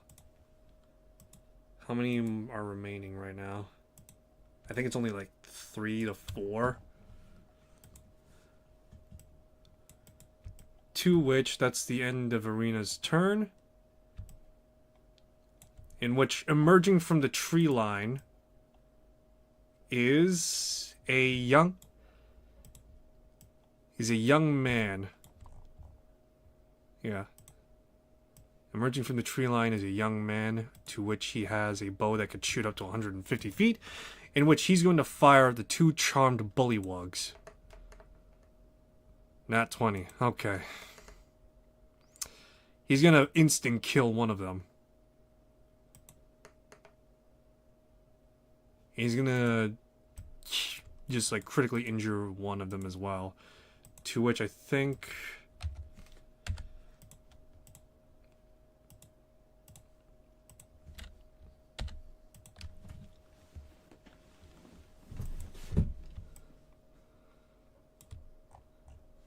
Alright, yeah. To which, let me see here. Yeah, that's the end of his turn right now. The sprites down here are going to... Let me see. Also emerge from the tree line is... Well, no, actually, no, not entirely. No, let's do that. Because there's like only like one other... Yeah, there's only like one other bullywug. 2 sprites are gonna emerge from the tree line, and they're gonna just rush the one bullywug that's here. In which, let's see, again, there's sprite sheet. They draw their needle sword. One is going to find purchase and just deal and just hit the bullywug.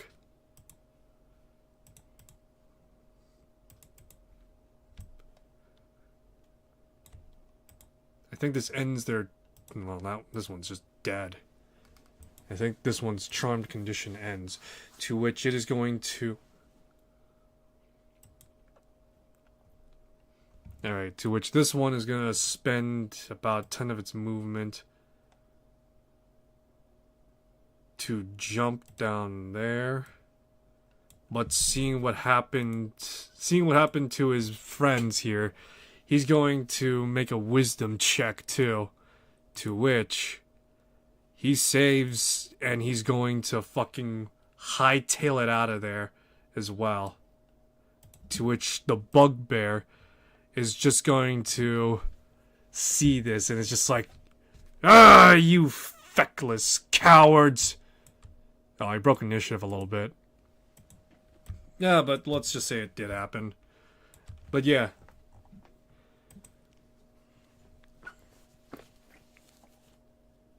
Alright, but yeah.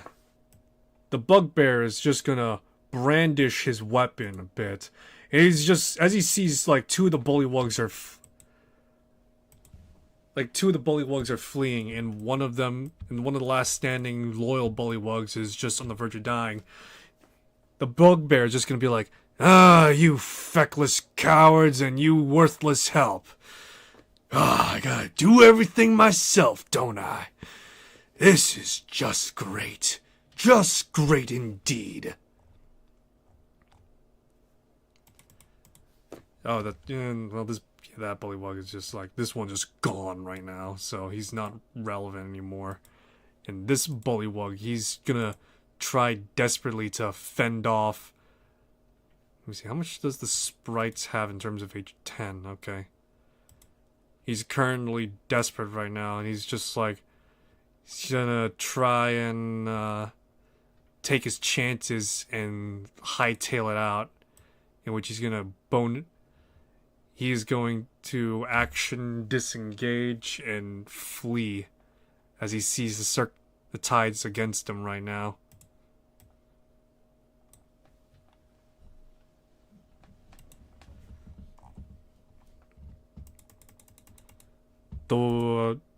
So the hornless unicorn now, seeing the bugbear, is going to charge at him and make an attack roll, to which, let's see.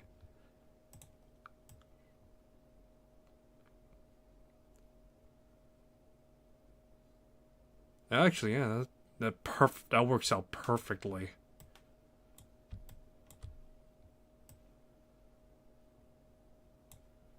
Alright, so charging right through the bugbear. She hits, trampling the fucking guy, and the the bugbear is now knocked prone, suffering 11 points of damage as well as 4 extra points as well. To which brings us to Bobby right now. Bobby sees the bugbear. Yes, sees the bugbear. Blood, fury, it burns in his eyes. To which he's going to, instead of attacking with a weapon, he's going to attack with his bare fucking hands. In which, this is with advantage because the guy is prone right now.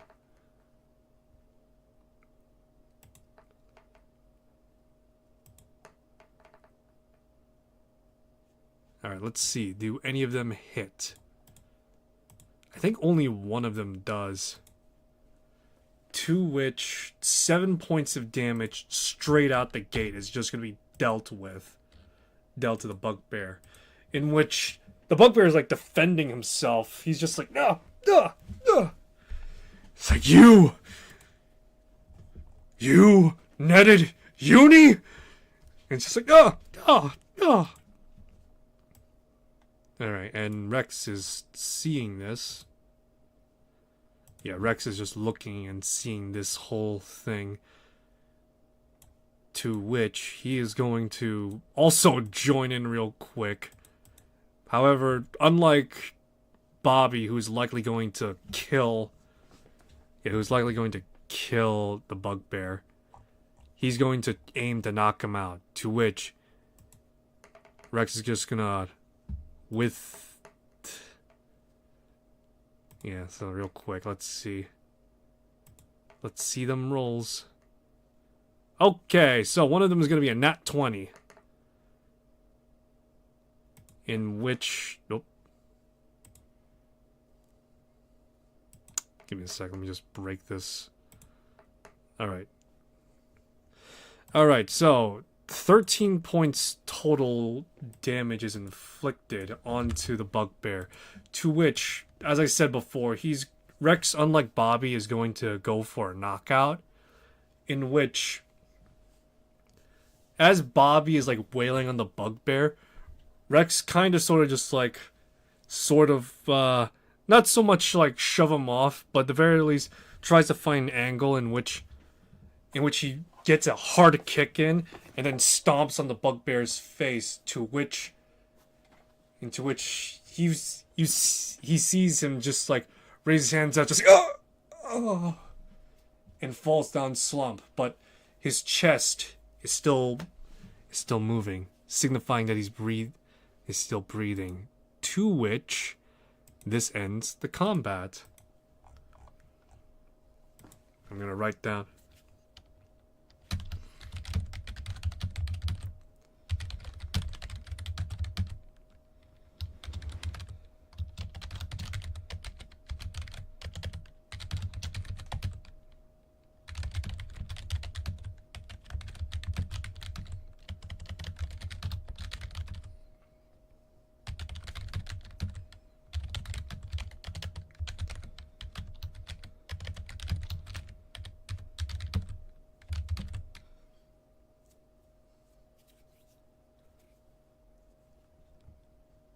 Alright, let's see here. The bugbear was...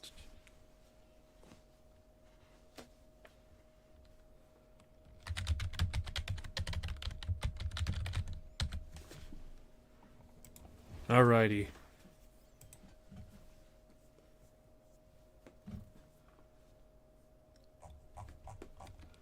Alrighty, so as the fighting comes down...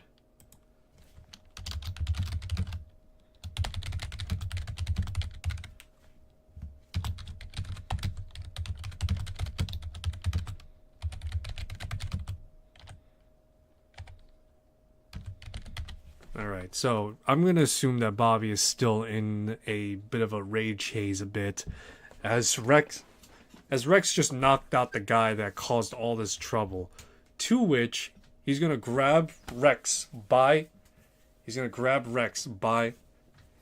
the front panel of his robes. And he's going to be like he's going to yell like, "Who are you? Are you with these poachers? These poachers are my friends!" To which Irina is going to be ready for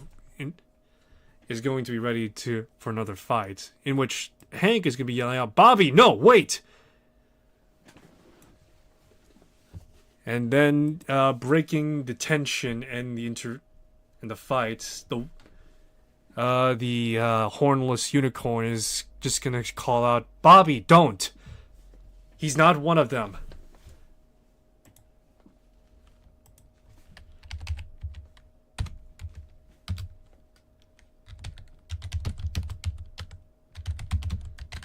Alright.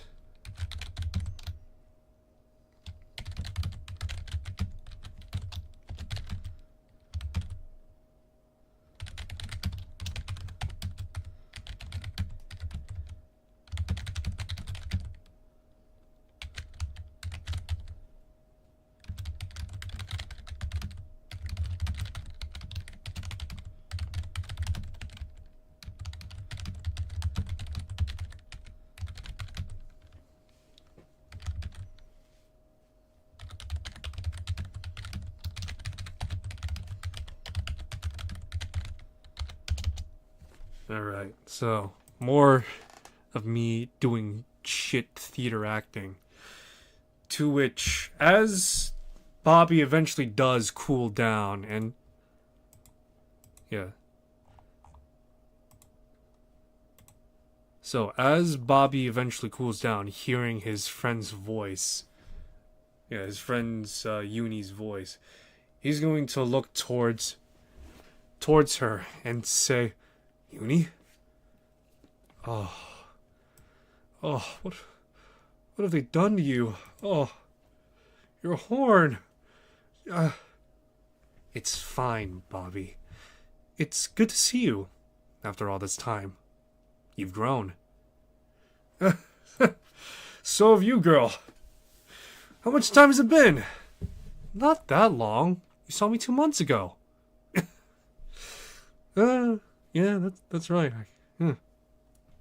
As this whole reunion is happening, Hank is just approaches Rex and says, "Sorry about that, friend." Bobby gets a bit zealous when it comes to Uni. She's been a friend to us for a long while. Name's Hank. Rex. I was sent to help you by your party. Sheila, Diane, Eric, and Nico? They sent you? Well, not just them. A strange man also came to me as well. A man named Dungeon Guide? Dungeon Guide. Oh, yeah, that's right. That is his new name now, isn't it? Well, in either case, you found us, as well as our friend here, to which, suffice it to say, she's seen better days right now.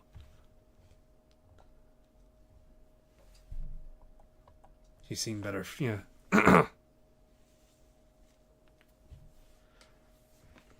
She's seen better days now. Is there anything I could do to help? Is there anything I could do to help in this current predicament? Maybe. Maybe. I think Uni might be telling Bobby something. I really missed you, Uni. I did too, but I have something to ask of you. My horn. You could probably see it's gone. Yeah, I see it. Yeah, I see it. What do you want us to do? I want you to get it back from me. Please. I enjoy your company and... give me a sec. Uni doesn't speak much, doesn't really speak in the cartoon, so give me a sec. I'm trying to get this all in the head, because right now this is sort of like a... kind of like somber sort of thing, but right now... Yeah, so Uni's just gonna say... I must ask you to get back my horn. It's not too far from here. It's just taken recently. How'd this happen in the first place? To which, two of the sprites that did emerge from the tree line are gonna come in and just like, just interject a bit. It's like, hi, hello, we are, what's their names? I'm Willowbrush. This is Knock. We heard a lot of fighting going on. We heard something going on. And when we got here, we saw Uni here in distress. We rushed... Now, let me see here, because... Alright. We came as soon as we could and we came as soon as we heard trouble. And we saw this awful white-beard man. It's a white-beard man hit her over the head with a walking stick. Afterwards, the horn just disappeared and appeared in this man's hand as he then ran away. He then said to these bullywugs and the bugbear that he could do whatever he wants with the remainder of Uni here. Let's see.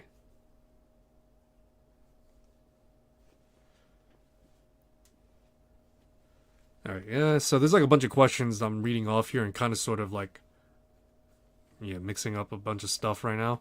To which Hank is going to be the one to ask a bit more.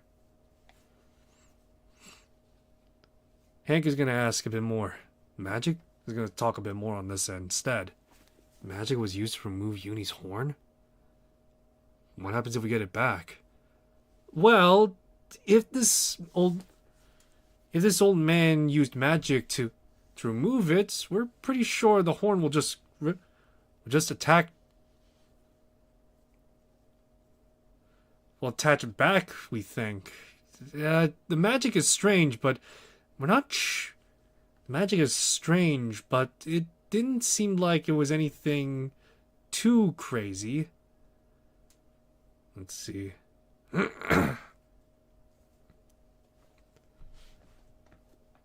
Bobby's gonna ask, where did Kellic go? No, not where'd Kel go. Where did this old man go? I got some few words for him.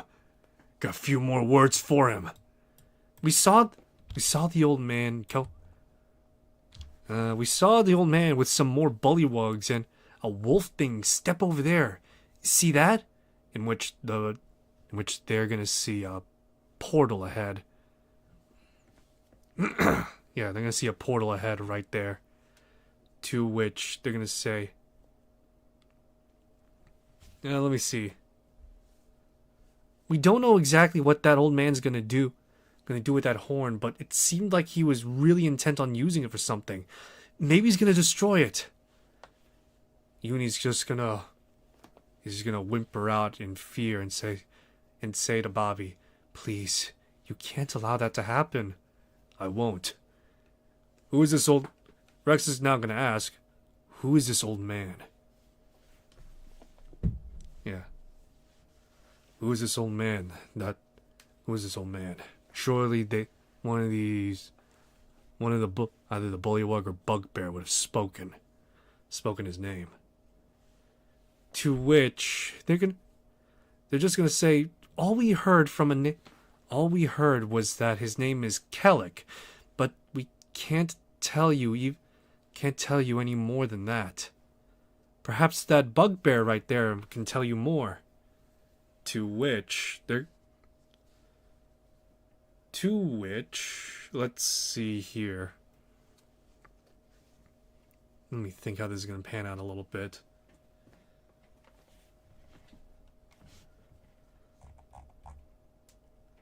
Currently, he's just recently knocked out, to which, yeah.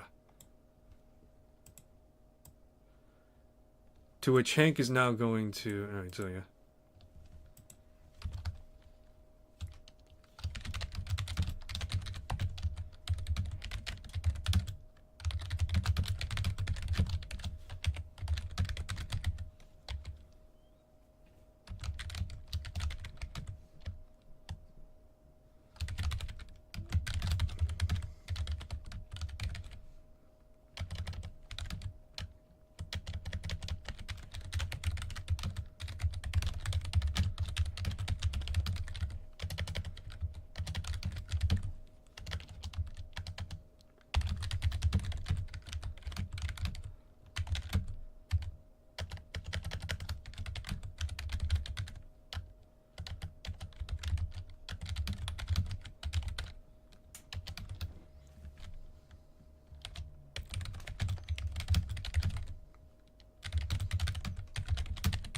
Alright, Bobby asks how they're gonna help. In which...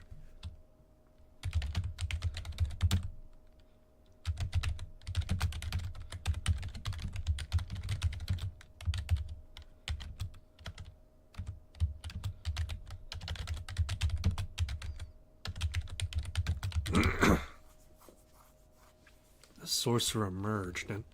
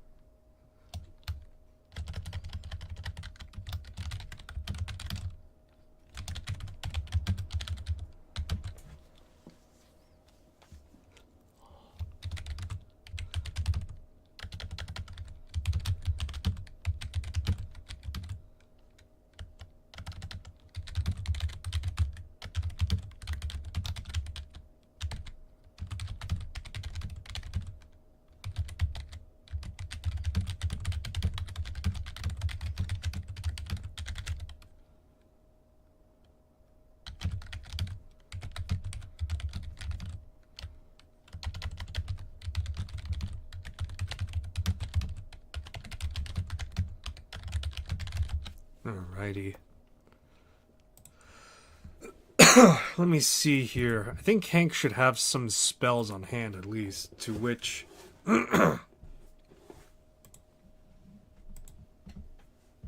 Alrighty. So, yeah. So, as the sprites finish giving their detailed accountants of what happened, Rex and Hank look at each other, and Rex, Hank, and Bobby look at each other as they then look at the bugbear. So, guess we should start asking questions then. Can't say I'm looking forward to this. I am. I got plenty of questions for this fetid little creature and for what he's done. If it bothers you so much, I'll do. Sorry. Yeah. No, I'm just thinking about what I said about in Bobby's voice. Let me redo that a little bit. So Bobby's gonna say the same thing a little bit, but instead, I got a few questions for this prick. He just hurt my friend. He's not the one that did it. He's only an accomplice. Putting a net still counts, Hank. Alright, you two. Enough. If it bothers your stomach so much, allow me to do it. Unlike your friend, I'm likely to hold back my punches a bit. Would you? I let Bobby handle it, but I still think he's caught up in the moment with what happened with Uni. So I'll do what I can. You just get the information out of him. To which Hank is going to cast Cure Wounds on the bugbear, restoring 14 HP. The bugbear is now, some of the wounds on him healing and bruising reverts. Hank escorts Bobby and Uni away as Rex stands before this bugbear. The bugbear stirs as he looks around where he's at. He's confused for a moment as he then sees Rex standing over him. What the? You! You're the prick that knocked me out! Damn straight. Were it not for me, you would have been made into mulch and mush by that barbarian over there.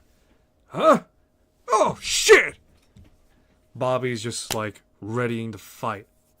Just ready to beat down on this bugbear, to which... All right. You didn't bring me back with the grace of your heart. You want to know something? Talk. What do you want? I want to know who it is you're working for. Kellic. Who is he?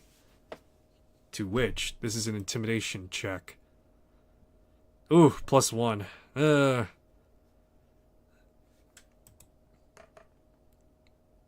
9. DC in this instance is going to be a 12.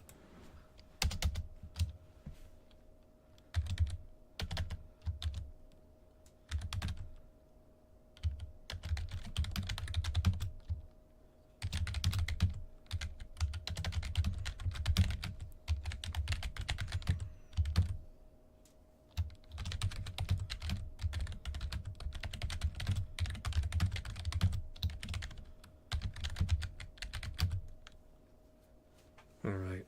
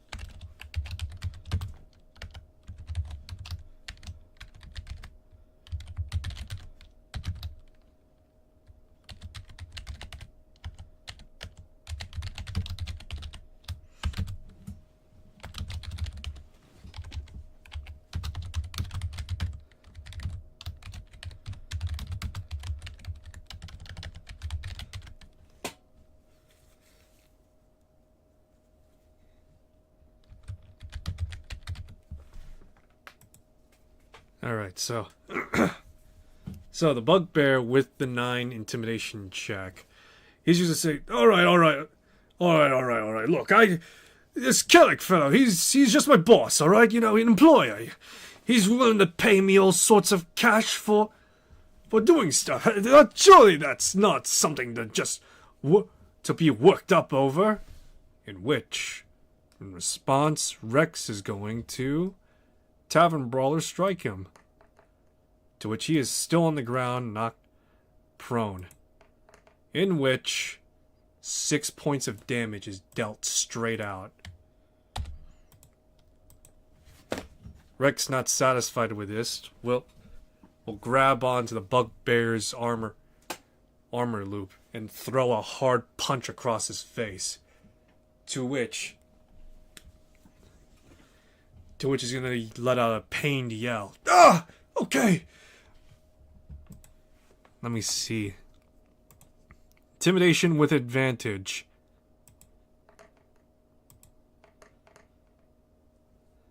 I'll also throw in the DC being lowered, as his health is being lowered too.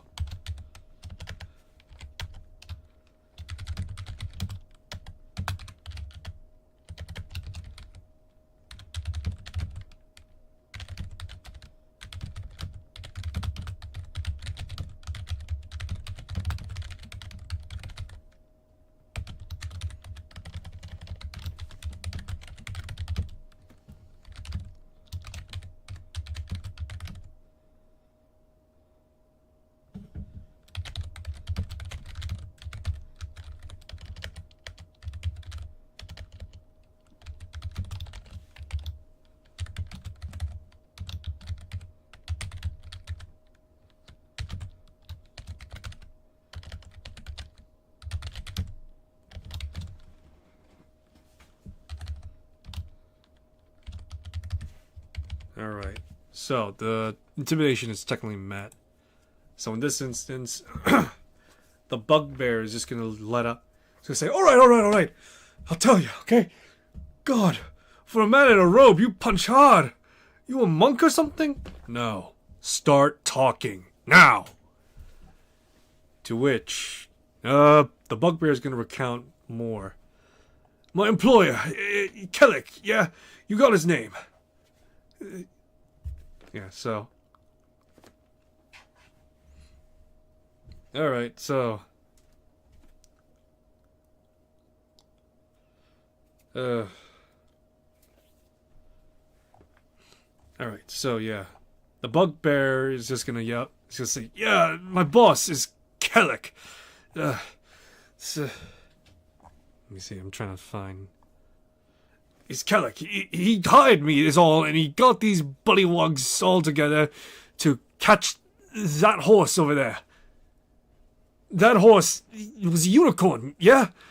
So he took the horn for some reason, I think for a magical ritual or something, and that's it. I don't know what else aside from that, other than his boss. I heard him speak. Venga, I think his name is. Venga, he's doing it under his orders. In which, as soon as Hank and Bobby hear that name, they're gonna perk up surprised. Venger? What? That's impossible. That's the guy who's ordered this whole thing going on to Kellic, alright? That's what's going on. Please, don't kill me.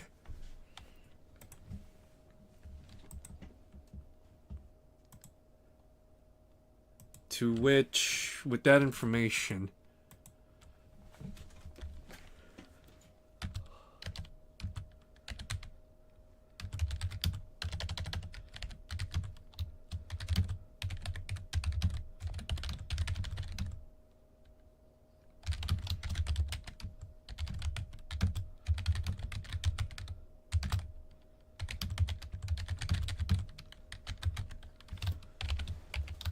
alrighty, so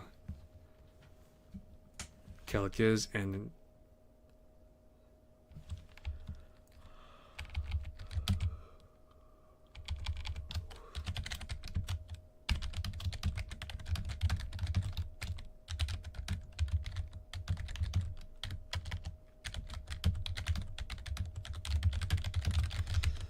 All I know is that Kellic wants that horn for one reason or another.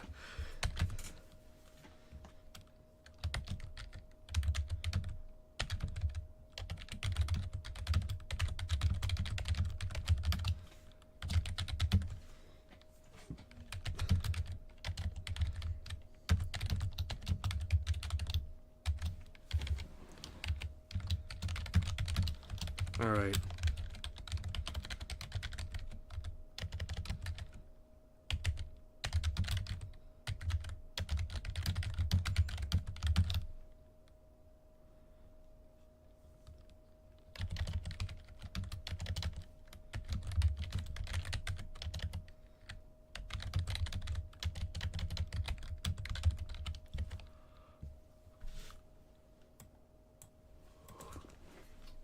Alrighty. So, let's see here.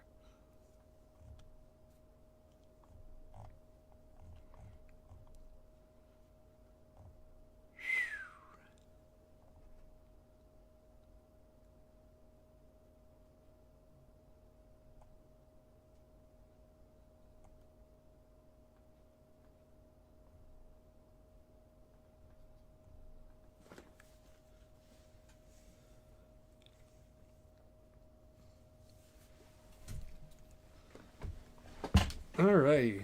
Interesting. Huh.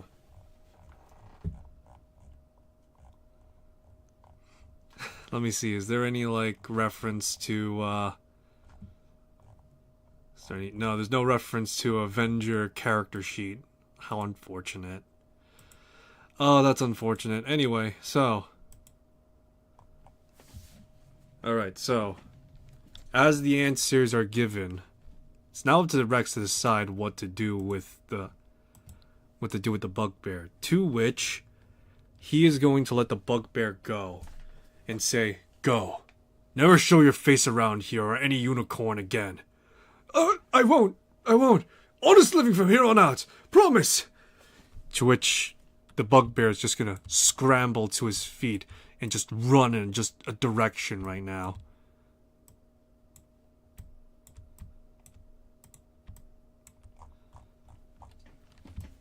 Hank and Bobby are going to approach Rex and just say, and Hank is going to be the first to speak. "Well, that went a bit better than expected, to be honest." Honestly, though, it's surprising to hear that name. What name? Venger? Yeah, it's a long story. But if he's involved, there's no way he could have just fallen back into his bad habits, Hank. I mean, it's Venger. You know how he came to be. But after everything that happened? And presto! What happened to him, you think?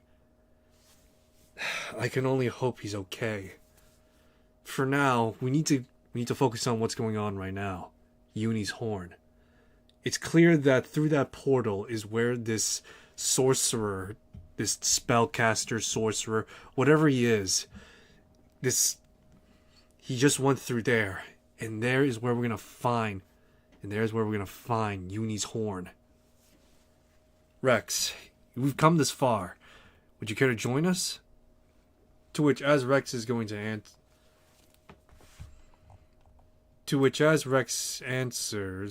to answer, Irina's going to step up after being silent, is going to say, "Rex, perhaps it's best that Hank goes back to Phandalin. The party is very much worried about, is clearly worried about what's happened to him and Bobby. Perhaps with Hank going back to Phandalin, he can tell the party that they're fine, and that with you in tow, that you'll be able to bring Bobby back with Uni." As Rex hears this, as well as even Hank, he's gonna say, "We have been out here for a while. Hell. Bobby, you gonna be good on your own? With these two by my side? I don't see why not. Alright, good. I'm gonna head back to Phandalin. I'm gonna head back to that town. Fandolin, you said? I'm gonna tell the others that we're alright, and that we're just gonna wait on you. Don't take too long, or we're all gonna come after looking for you. Hey, thanks, man. To which Hank is gonna make waves and leave back to Fandolin.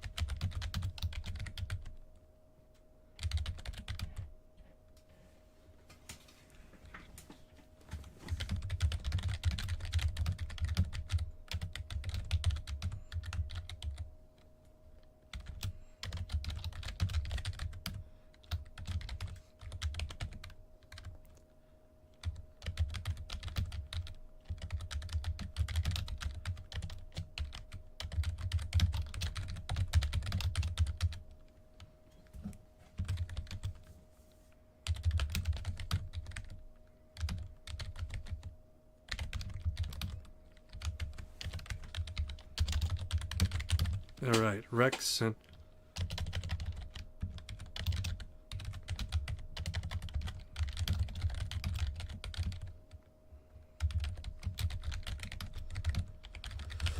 Alrighty.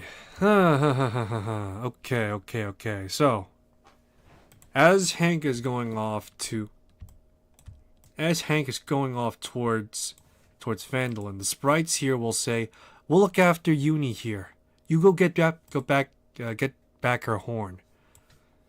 To which Bobby's gonna say to Rex, "Hey, thanks for doing this. Apologies for earlier. It's been some time since I last saw her. From what I heard, 2 months. You heard that part, didn't you? Well, in either case, I care very much for my friends. Let's get going, shall we?" To which...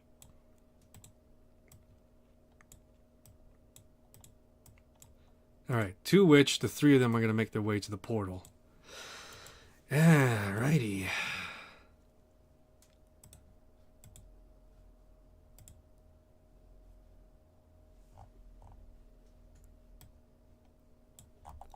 Alrighty, let's see here. Oh wait, that's right. I should probably do the... That's right. Give me a sec.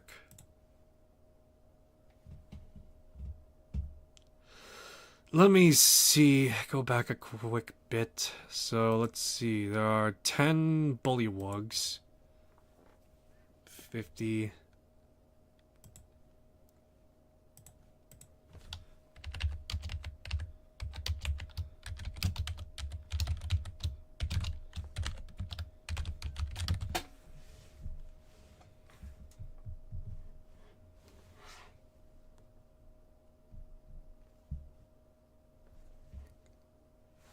Yeah, give me a sec. I'm dealing with a few things right now.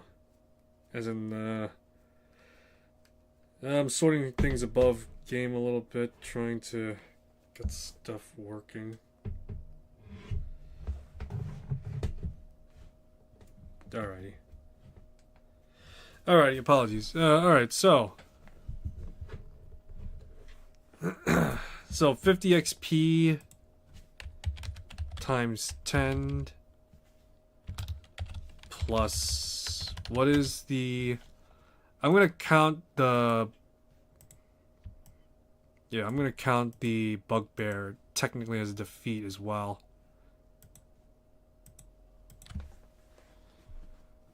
Alright. Plus 200. So that's 500 plus 2. 200, so equals to 700.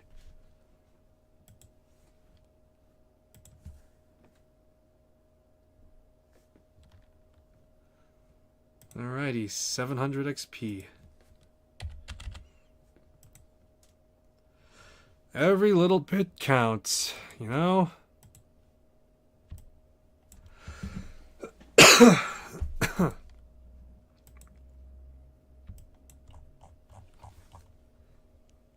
Alrighty.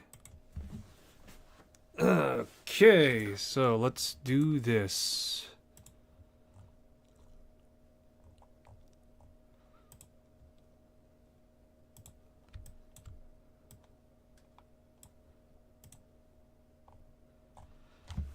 Alrighty, Bobby Boy as well as Arena. Let me see. How many Bullywug warriors are there?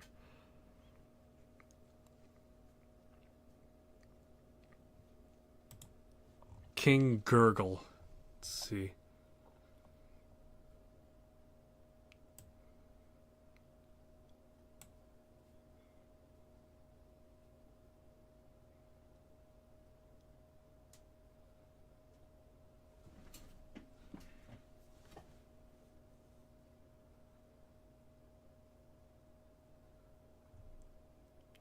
Alright.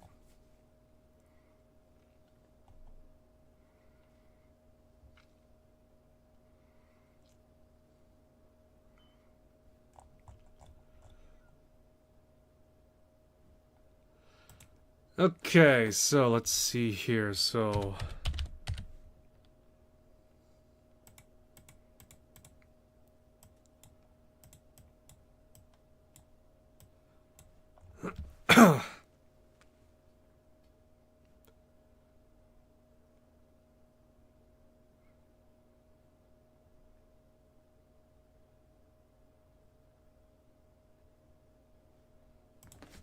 alright.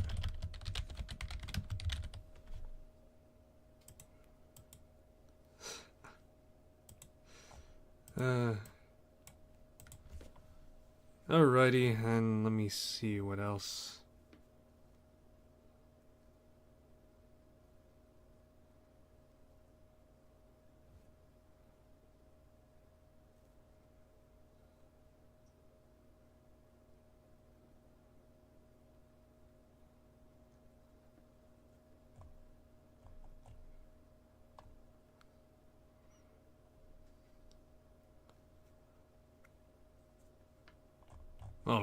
Oh wait, hold on. There's also... Did these Bullywugs have any goods on them? I'm sorry.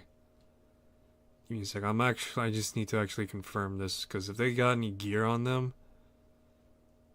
Treasure. Bullywugs have 5 G... So 40 GP will go specifically to Rex, because he's the one collecting right now. Alright, 40 GP and jewelry that will just be liquidated. That'll be liquidated down, so that's 50 GP. And then there's the 50 GP that Grump was carrying, to which I will say was also collected. Oh, there's also potions of healing that was given as well. Didn't realize that. To which none of the party members really needed it, but seeing as Arena did take the blows, she is going to... Rex is going to be given them as well, so...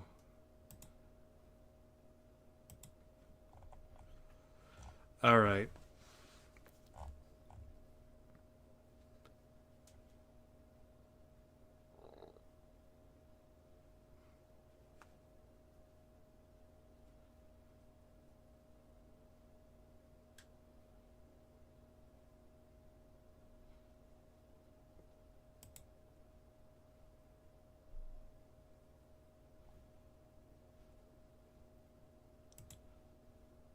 Alrighty. So the Blink Dog is going to be here, then. And then afterwards, we have C4, a Bullywug, Bog Sage.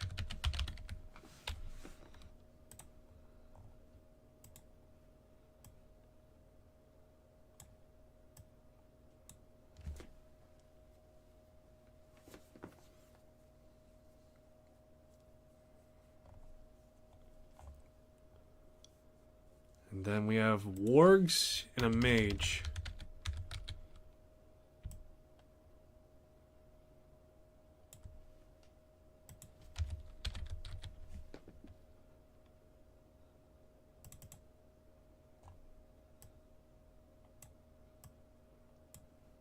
How many wargs are we looking at right now?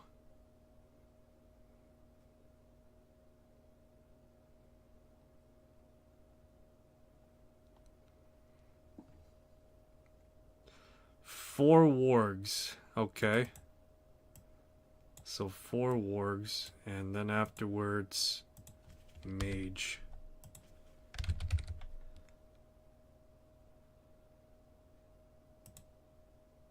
Straight up, just a mage.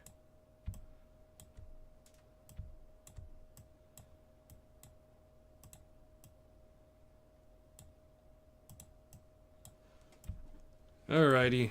So, alright, so if I'm looking at this correctly then.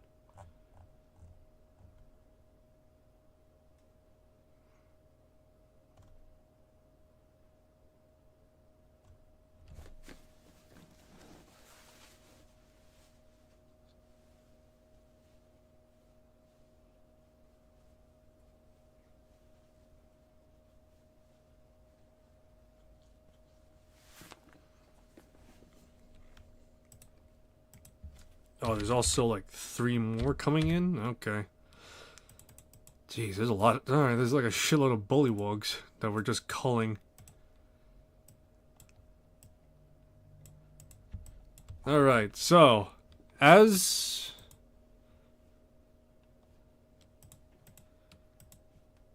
Alright, so as the 3 enter through the portal, Rex, Bobby, and Irene, or Irina, are going to be looking around. They look around in confusion a little bit, as looking up into the sky looks to be a globe. Seemingly globe type. Yes, seemingly a globe type sky. To which they look, as they look beyond, Bobby looks at recognition and says, looks up in recognition and says, "Hey, this is the place where we first started. Outside this place, I mean. What was it? Merlin? Yeah, we were at that guy's Merlin's castle, apparently. Strange. Huh.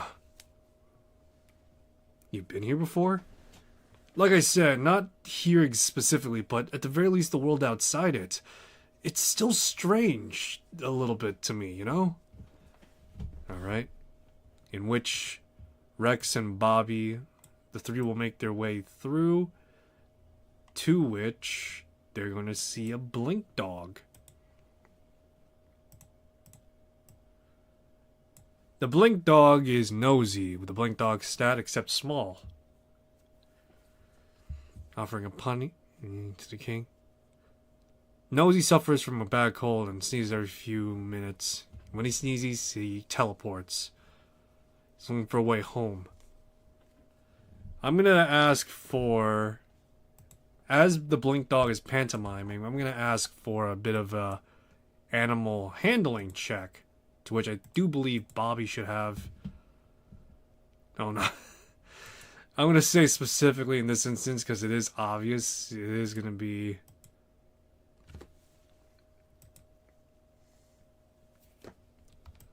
Yeah, because it is going to be obvious what it is they're looking for. So, Rex and Bobby are going to make a DC 10 animal handling check. To which Rex understands fairly easily. Ooh. You know, I'm going to say this is Bobby, so he's going to have advantage on this after with Uni. So, there we go. It's Bobby. So it's a character that is known to handle animals.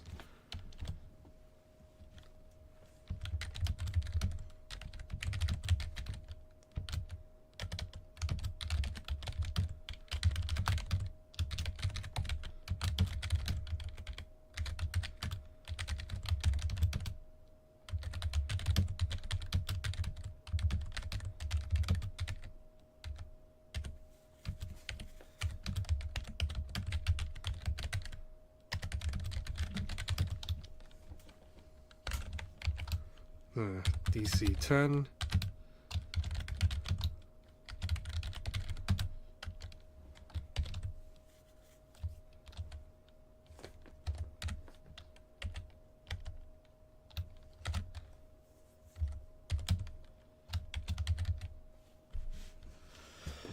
Alrighty, so as this dog is pantomiming, Rex and Bobby figure out pretty much almost immediately through its motions and habits that it's not meant.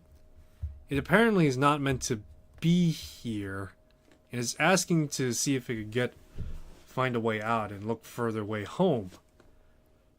To which Bobby and Rex are going to talk to each other and say, "Well, look, this little guy's kind of lost. Why don't we bring him back? When we're done here. Poor fellow looks like he could use a home." To which, as this is going on, they're going to hear loud slapping footsteps and gurgling voices. An exchange is heard. "Told you giving the dog to the king was a stupid idea. I know. Blight. Damn thing sneezed itself right on my bag."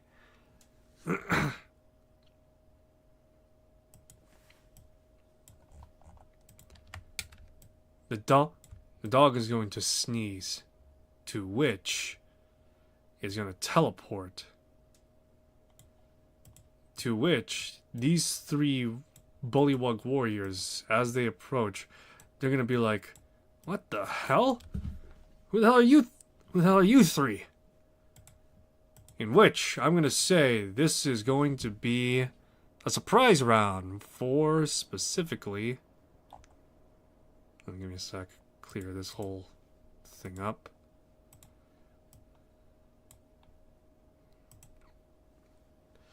So this is gonna be with.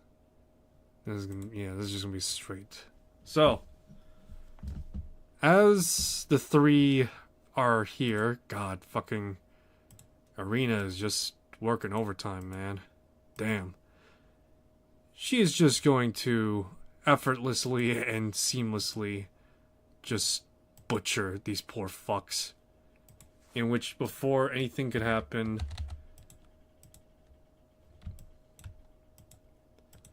two of them are immediately dead.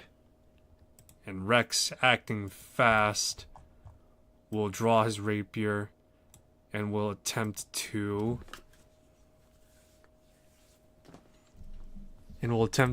end this whole thing. To which, one rapier with True Strike, one without.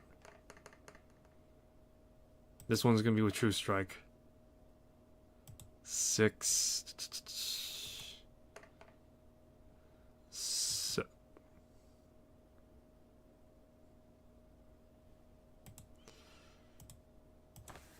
Anyway. The Bullywug is dead.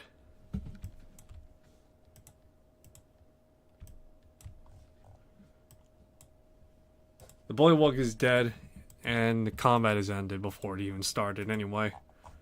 Yeah, it's still good to see at least, so.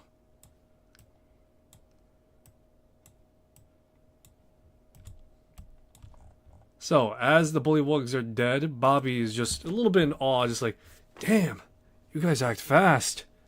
Barely had a chance. Come on, let's go after that dog. I think I hear it up ahead."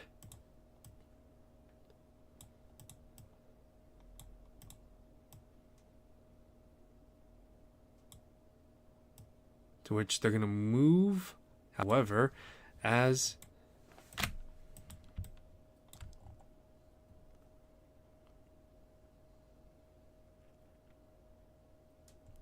Ooh, okay.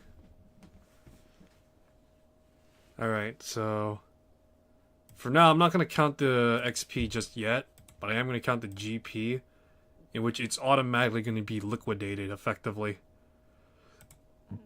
I'm not gonna bother with the I'm not gonna bother with some of the logistics a bit. But yeah, it's liquidated.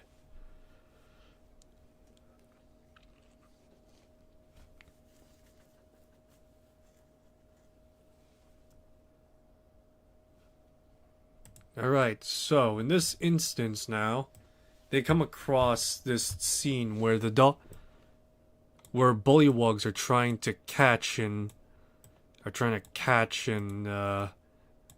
the dog, but currently the dog is like evading and dodging. To which, as Rex, Bobby, and Irina see this, they hear it's like, catch the damn mutt. We gotta bring it to the king. It's so much trouble. It's not staying still. Don't complain. Just do your job. To which, again,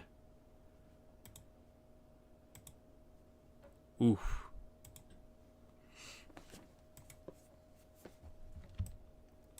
As the scene unfolds, 2 of the fucking bullywugs are gonna die. To which, as they jump in midair, they just, you just see, like,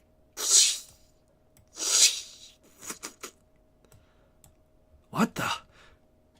Oh, crap! Trouble! Quick! Warn the king! In which, now it's the dog's turn. Dog is going to take a bite out of one of the bullywugs, or attempt to, but it's not gonna give. To which it turns to Rex's turn, in which he's going to, same as before, rush up and try and just finish it before it starts. Dirty 20 for 10, and apply True Strike on this one. 9. So Rex is just going to rush up, stab this bullywug, and just let out a little chant, and before long, the bullywug is dead. He's going to rush up to this bullywug again and make another attack. Let me see here.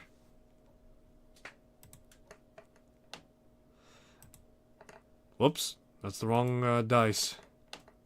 There we go. Exact. Wow, okay, that's surprising. Okay, so the 2 bullywugs are just dead. Combat ends before it even starts. Okay. As this encounter ends, Bobby's gonna come up and check on the dog. He's like, "Hey, you okay? You okay, pal?" And the dog is just gonna let out, yeah. He's like, "Oh." He's like, "Oh."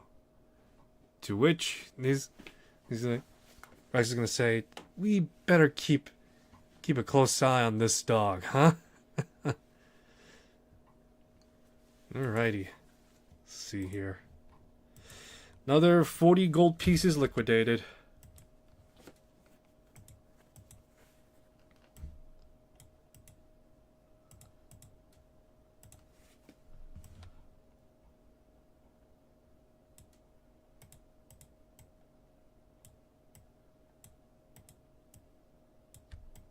Alrighty, so once again, Rex, Bobby, the dog, and Irina are gonna move along.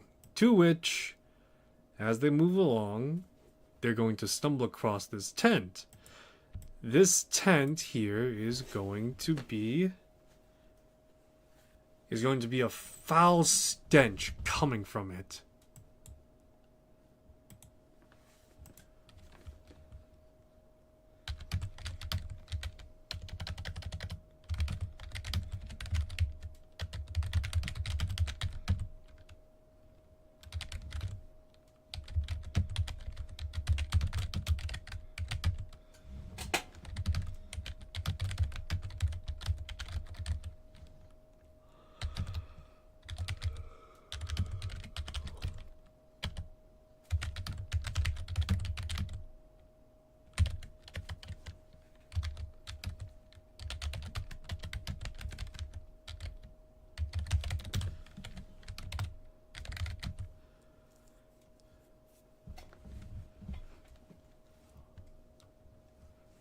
3 bullywug emerge and are slain immediately, in which...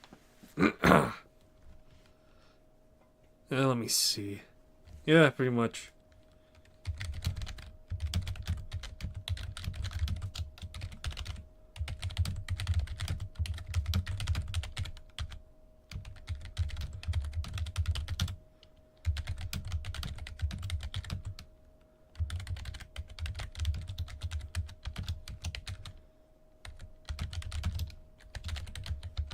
Alrighty. So, as they approach this tent, there's a foul stench that emits from the tent. And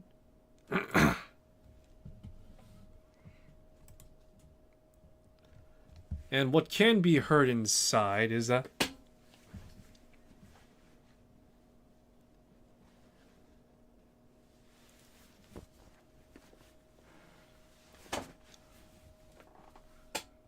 let me see.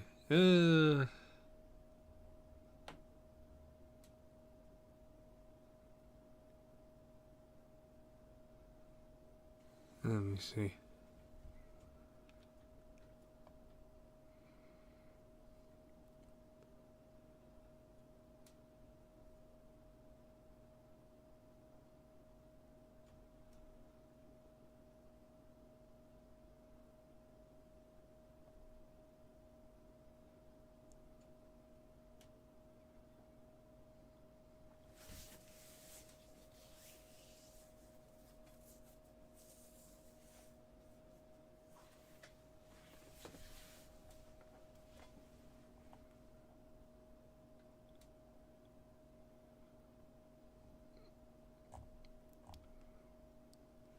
Alright, let me see here.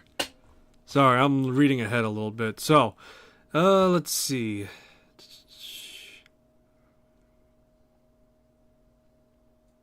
Alright, so as they approach the tent, they're gonna hear this conversation according to the adventure. Oh, what a terrible way to treat anyone, let alone a king. I demand my tithe. If your master takes much longer, I'll claim that unicorn as payment, horn or no horn.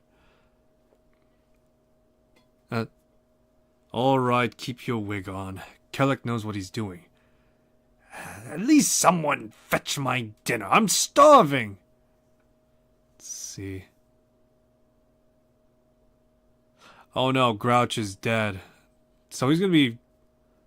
Alright, so... Gurgle is instead going to be... Oh no, well, yeah.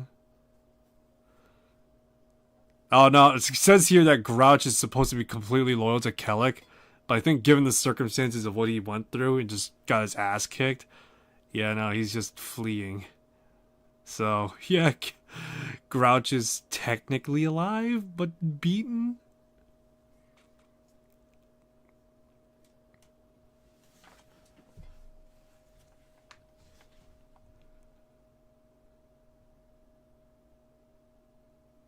See here. Alright, so...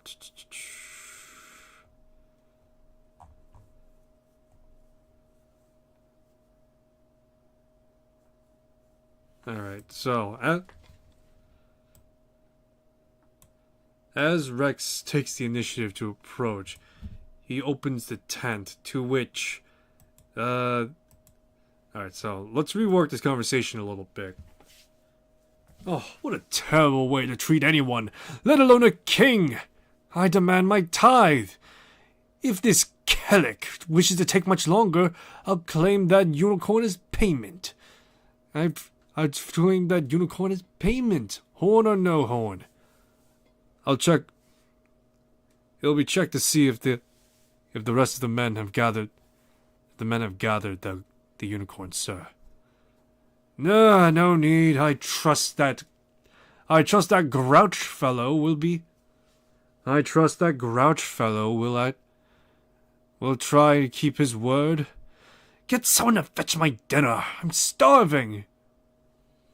To which Rex will see. Hearing this, will, I guess, knock on the tent or on a solid structure of the tent, to which the Bullywug warrior will open the tent, and he will say, he will see Rex and will size him up a little bit, and will say, "Sire, a strange visitor is here." "Is it Kellic?" "No, someone different." To which Rex is going to step forward with Bobby and the arena hanging a little back.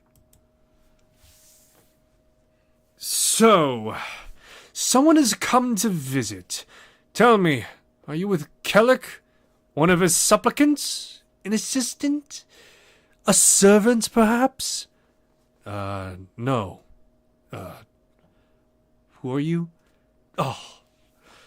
Then it appears that you're not. Then it appears that you're not either one of them, and just some stranger. No matter. It's none of my concern. I am King Gurgle, Lord of the Bullywugs you see here. There's bound to be more somewhere, probably doing what's low and all that. Why have you come to this place?" I've come to retrieve the horn of a unicorn. A horn that was retrieved by Kellic." Kellic has finally gotten his prize, it seems.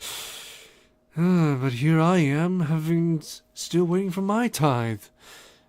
No matter.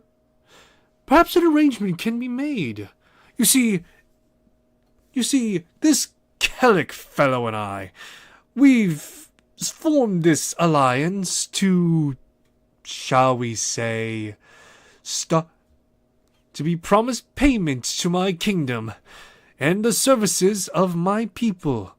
I have seen many of my people fall, to which, admittedly, there is still no end to them. But it does not look on a king to have so many subjects dead, you see, and so a tithe must be paid. I demanded such a thing, and yet nothing.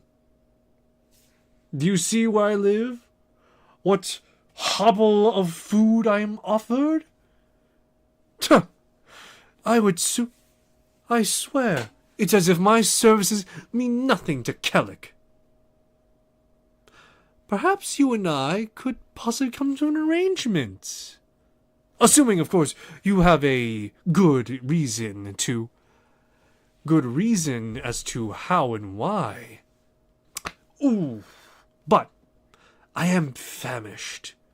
Would you have something to eat? All right. In this instance, Rex will give one of his rations, but before giving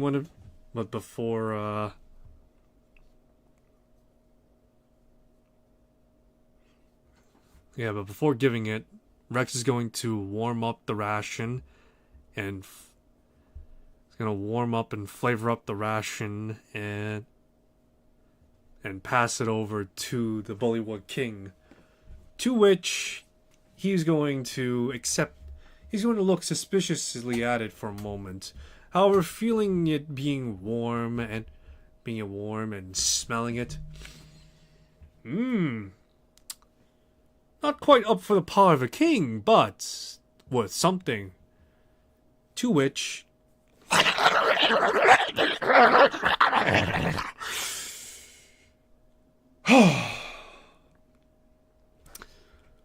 I feel satisfied. Let us talk.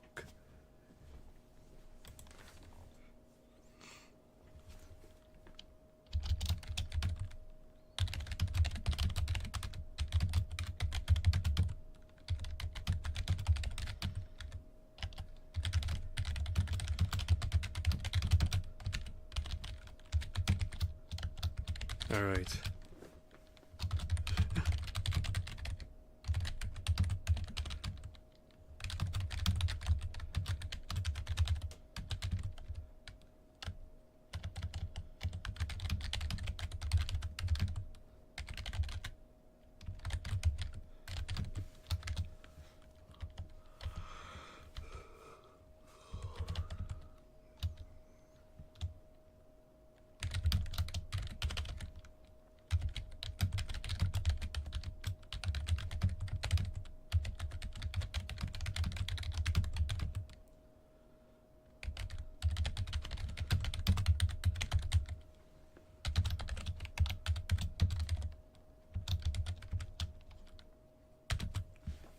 Alrighty, so this is now going to be...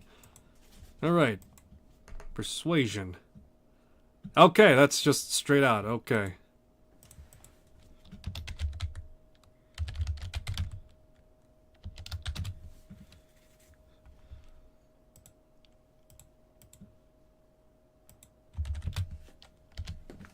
Alright, so...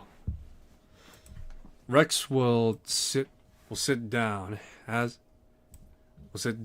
and face King Gurgle and say, as I said before, I'm here to find and lay claim to the unicorn horn that he took. Yes, indeed, quite the prize, that horn, I must admit. However, I am curious, why do you want it? I wish to restore it to the unicorn it was stolen from. In which that means I must face against Kellic. If I might be so bold as to ask of you, King Gurgle, please lend your aid in the battle to come, and give aid where possible. I can tell already that you're an experienced adventurer. Yes, indeed. You're someone already of great capability and power.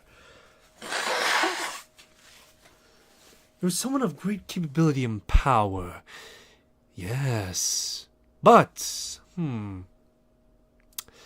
if I may be able to lend you assistance, it would be in the form of distraction. You see, I tire of sending my people out to die at this rate. And though you have given me food, I will not subject them all for a fairly modest feast, I will admit. That said, I can tell you this. Up ahead is are 4 sets of wargs that Kellic have decided to keep on hand. I will dispatch a retinue of warriors to assist in drawing their attention. However, if they are critically wounded, they have the order to fall back. In either case, though, I wish to have Kellic understand not to cross the king of bullywugs. So I will join in myself to assist in this nature and matter. For you see, the death of my subjects does not come without the wrath of a king. So, with our accord made, you may go. Alright. With the accord made between Rex and King Gurgle, Bobby will say to Rex, after everything that's happened and what they've done to Muni, it feels almost wrong to just let them go.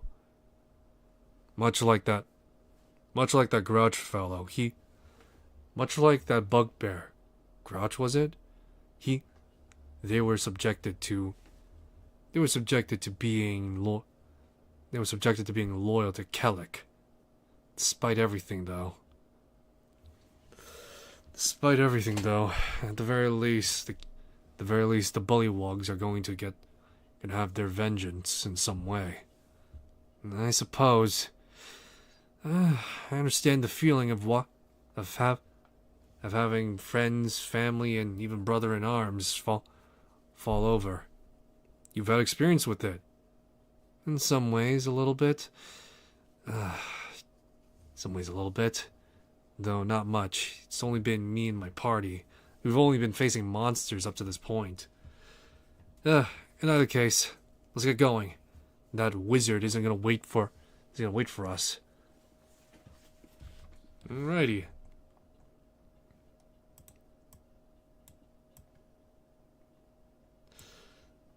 So...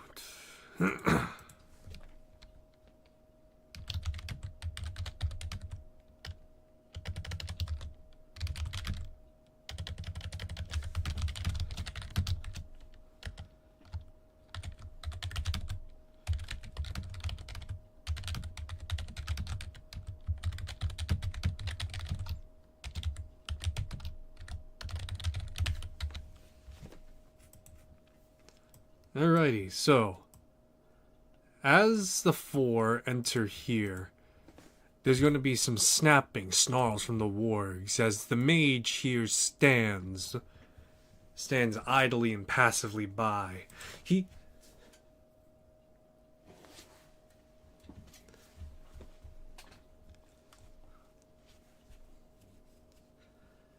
Alright, so it says here, the crystal floor is wide. The chamber is covered in mosaic stars and sun. A sneering, white-bearded man in black robes stands in the north, brandishing Uni's horn in one hand and a book in the other. Four enormous beast-like, wolf-like beasts are gathered around the mosaic, malevolent eyes fixed upon Kellic. As Kellic sees both Rex, Bobby, and Soul and Irina.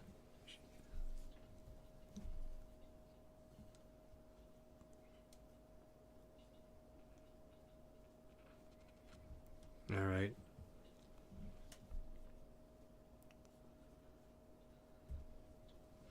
Solar, yeah. So all right. So as Kellic sees, he's like, "Pathetic worms, you interlopers, interceptors, pathetic worms.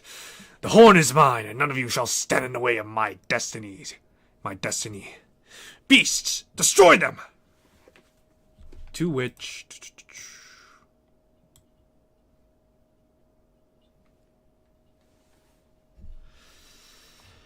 Alrighty. All of them will join.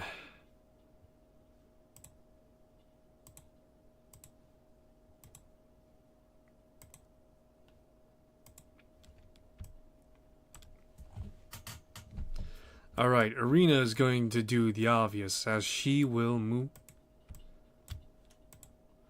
As she is going to move rather rapidly in dispatch of the ward.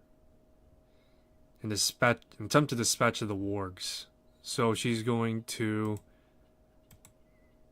attack two of them, and let's see. Alright, they're not likely to survive, so yep, they're just outright dead. Again. I think anything a tier 1, they're just dead. So, dead.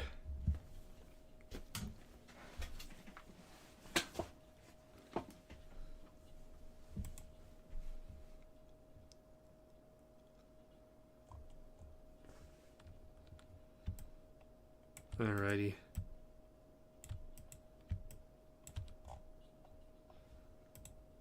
Alright, so Rex's turn, to which he is going to, real quick, in this case, draw upon the Aether and channel the Blade Song through him, to which he steps on a node and is empowered by great strength. He's going to rush up to one of the wargs and make an attack with the rapier, to which, oof, that's gonna miss, and this one will be with the true strike. So that's going to be 13. 11. Ooh, 24. I think that's the full HP. Oh no. 24 damage. The warg here is going to attempt to attack Rex, to which it's going to miss, and the warg there is going to rush action dash over to Irina, in which it's going to end its turn there with the Blink Dog now. The Blink Dog will now attempt to bite at the warg, in which it's going to miss. The mage isn't going to do anything as he's not technically in the order. However, yeah. Bobby will then rush.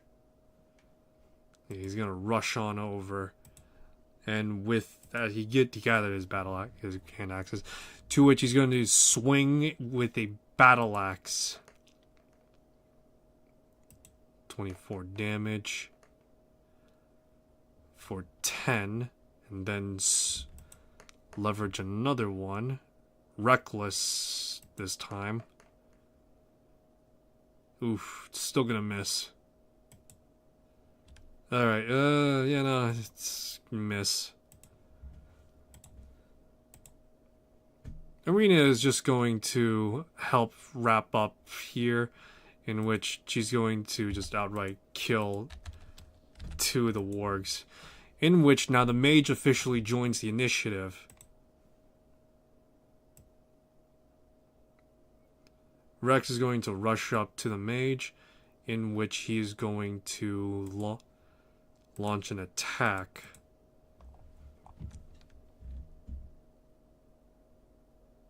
Let me see actually real quick. I'm curious.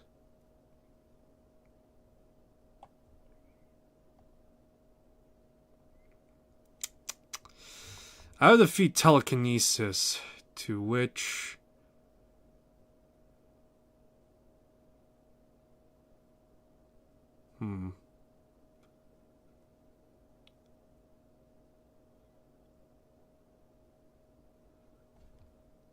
Actually, I got an even better idea. Rex is going to throw hands straight up.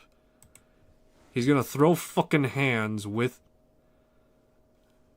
Kellic. To which this is gonna be now force damage. 7, in which... Hold on, I'm gonna throw down...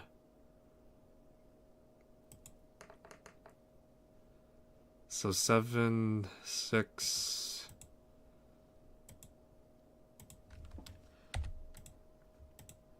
Oh, no, hold on. He's got temp HP. However, let me see here. Give me a sec. There we go.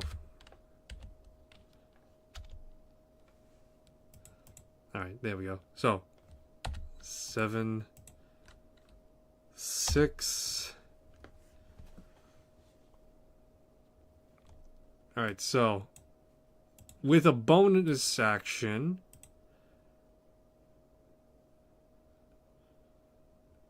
So yeah, Rex just comes up and just outright strikes at... Just makes a fucking strike at, strike against the fucking this wizard, in which... Let me see. With Tavern Brawler specifically... Okay, now I could also shove. To which... This guy is shoved 5 feet. And along with that, as a bonus action, he's going to be shoved another 5 feet. To which he needs to make a DC 16 save throw. In which, let me see here.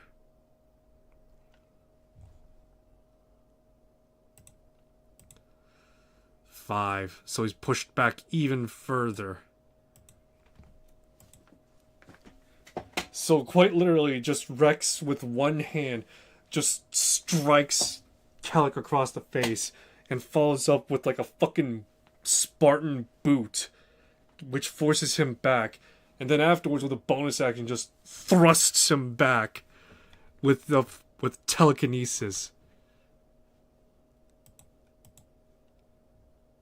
So in this instance now, it is the Blink Dog's turn.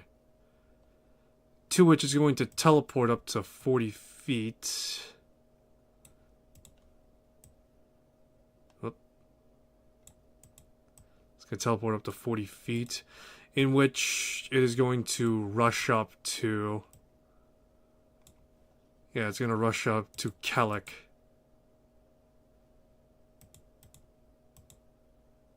In which is going to miss. So... Alright, Kellic's turn. Whew.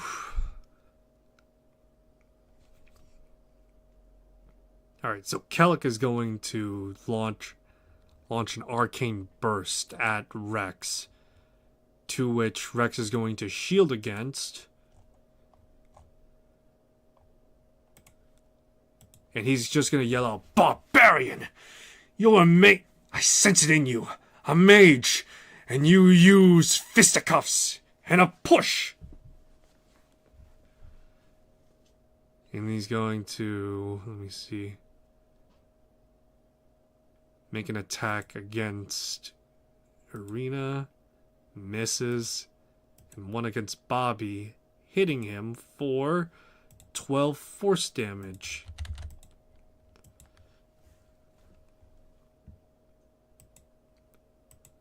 And he's going to Misty Step away to try and put distance between him and Rex. And he's going to move. He's going to try and bide time a little bit. To which Bobby is just going to rush on up to him, letting out a blood-curdling yell.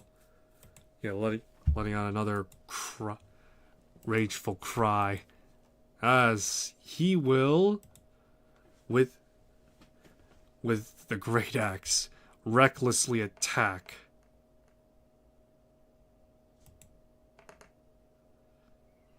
Alright. Let's see.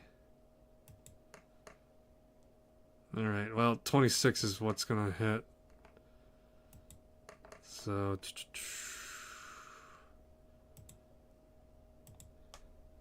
7 and 14 points of damage.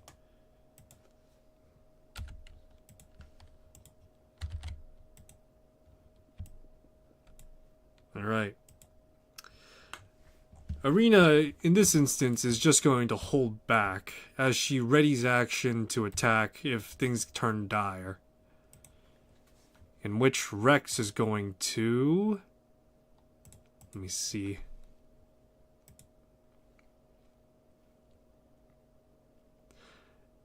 Let me see.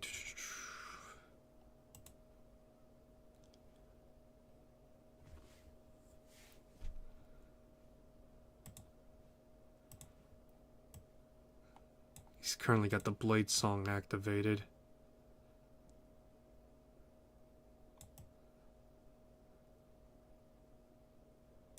Alright. In which at this distance out, he can and will cast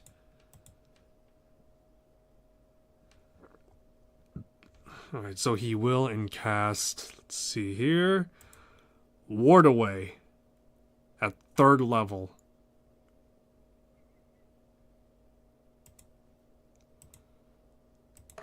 So let's see here. 17 force damage outright. To which this guy now needs to make a, what was it, con check? He fails, so he takes the full brunt of 17 points of force damage.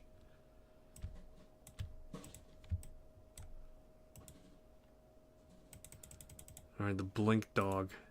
Blink Dog is gonna wanna, let's see, can it recharge? No, it will not.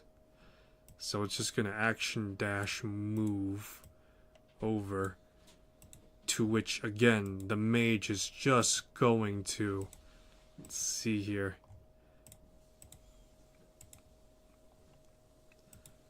He's gonna first attack Bobby with advantage, to which 20 is definitely gonna hit for 17 force, which in this case, he, even with rage, it's not gonna do much.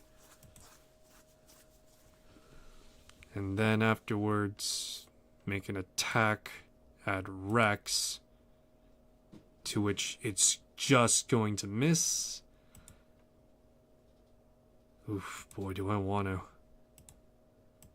Yeah, sure. Let's see how much of a bastard I am. Yeah, he's going to attack the Blink Dog, which in this case, again, Misty steps away.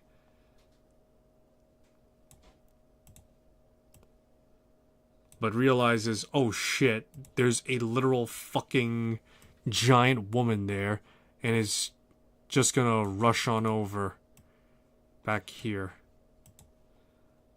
To which Bobby is going to rush, once again, rush up to Kellic and strike recklessly at him.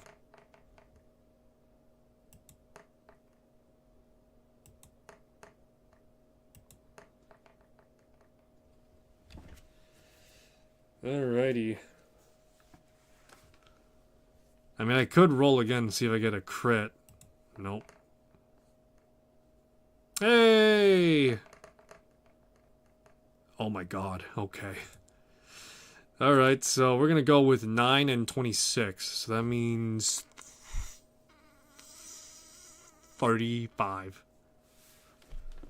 35 points of damage inflicted onto this poor, miserable prick. In which, again, Irina's gonna hold back at this point. She's no longer part of the initiative fully, other than just, like, to, in case things get really terrible, to which Rex is going to follow in and True Strike.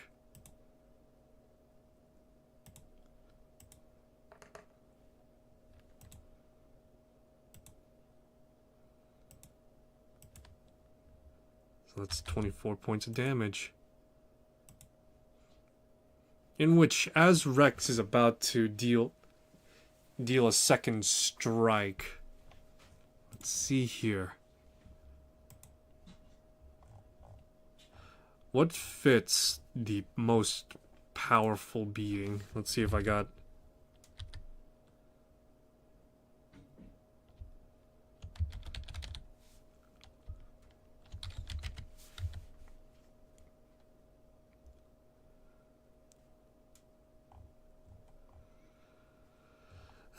Boy, what fits this scenario? It's a bit big, so we're just gonna go with this token instead. To which, let's see here.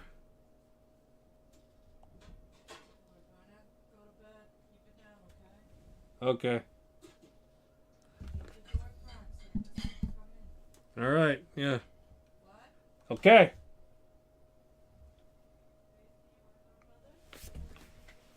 Alright, give me a sec, I'll be back in a moment. What?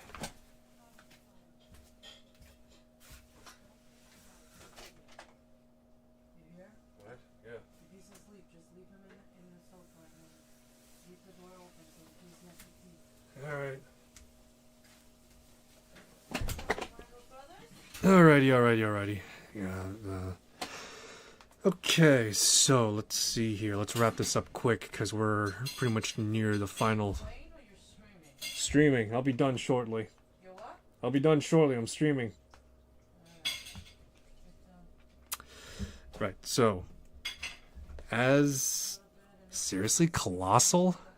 Okay, I guess. Then the fiendish Empyrean works, I guess. And let me see here. Fiend. I need... Well, I would need Colossal, so let's go with just Empyrean. So, as Kellic has fallen to his knees from the amount of damage sustained by both Bobby and Rex, a great deal of pressure emerges. Let me see.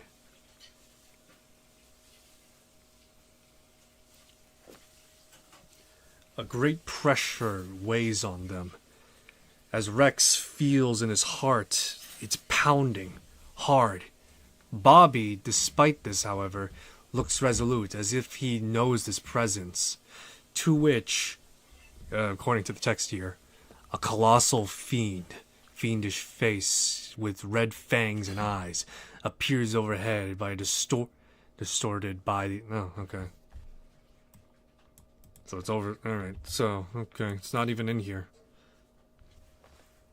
Distorted by the demiplane's curved outside shell. Scaled wings flex from the creature's shoulder. A single curved horn protrudes from its side.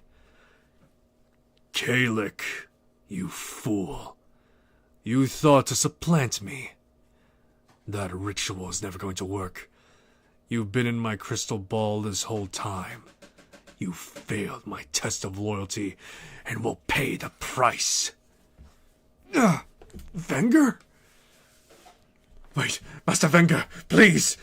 To which a clawed finger will tap the crystal shell and the floor will crack.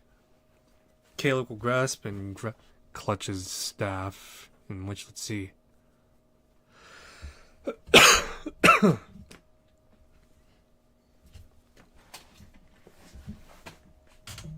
Alright, so let's roll a d4. See who gets the horn right now. As this is now unstable terrain a bit.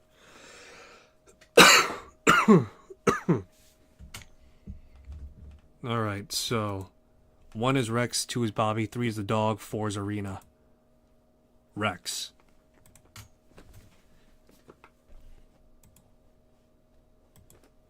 So as the demi-plane is about to collapse, Calyx loses grip over Uni's horn, to which it flies in the air.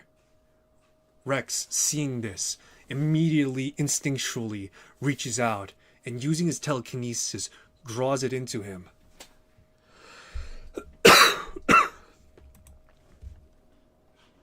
The demi-plane shifts and shakes, and as a result of this, everything is about to collapse. Rex realizing what... Rex, let's see here. You know what? Forget it.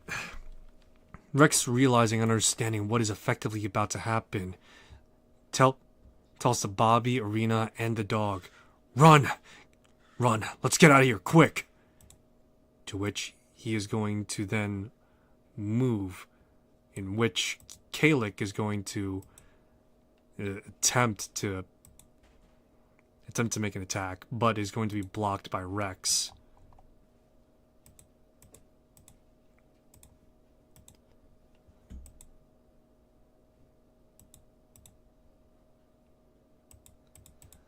The Blink dog is going to now also make an action dash and run as much as it can, to which I think it would be around here, in which as the plane is shaking, Bobby falls backwards away from the mage, but not enough to go fully prone, as Kalik is desperate to try and stabilize himself. Master, please, don't. Ah! To which soon afterwards, the floor below Kalik shatters, and for a long distance, his yells and cries can be heard. Soon he is plunged into a cloud of mists and disappears. Alright. To which it is now Bobby's turn.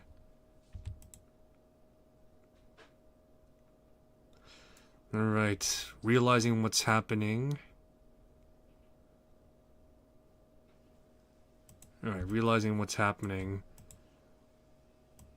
All of them will make...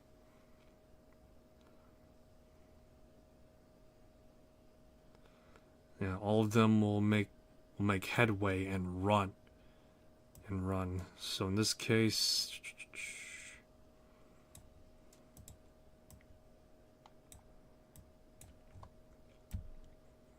I'd probably, at this rate,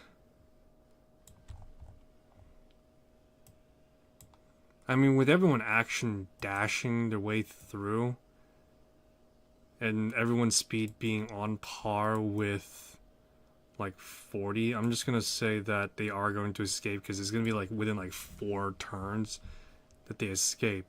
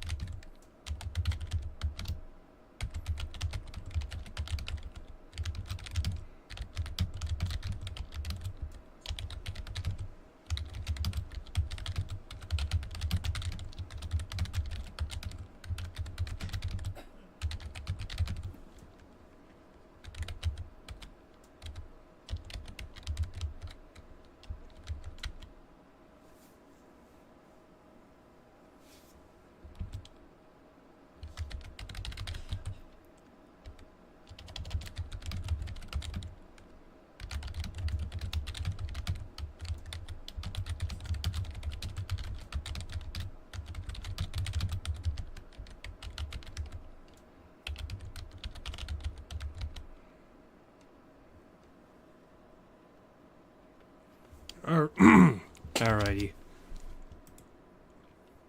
So, combat comes to an end as they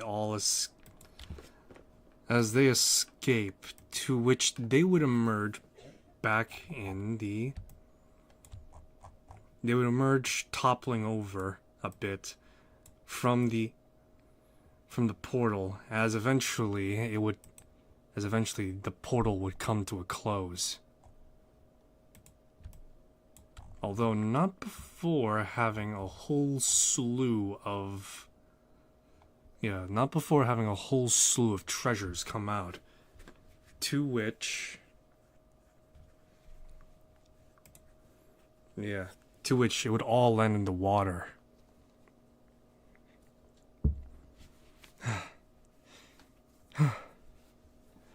Rex and Bobby would fall onto their butts as they let out a heavy breath,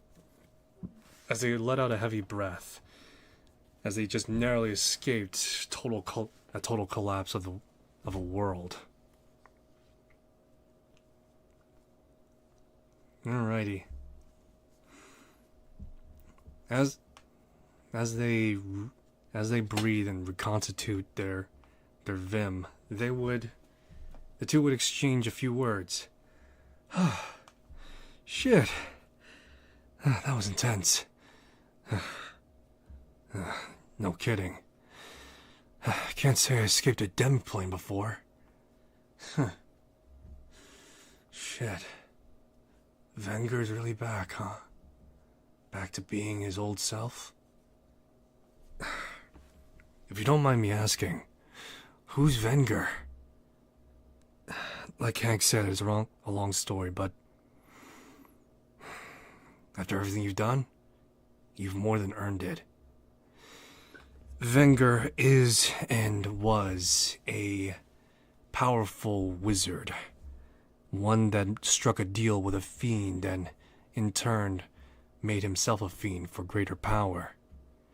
Me and my friends were chosen by Dungeon Guide, back when he was known as Dungeon Master, to help and redeem Venger. We thought initially we were to fight and defeat him, but it turned out that we were to redeem him. Somehow we did, but it came at the cost of us being divided. If you can imagine it, one of my friends who was unlikely to be a hero, Eric, did manage to find a way to redeem Venger. To which, when that happened, he was turned back into becoming human. In which, after that, we were all allowed to be sent home.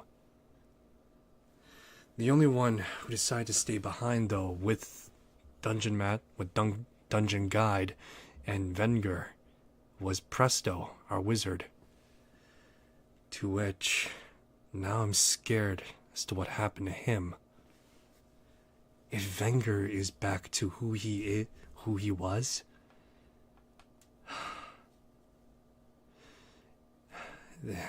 it could only mean one of two things for Presto. I see.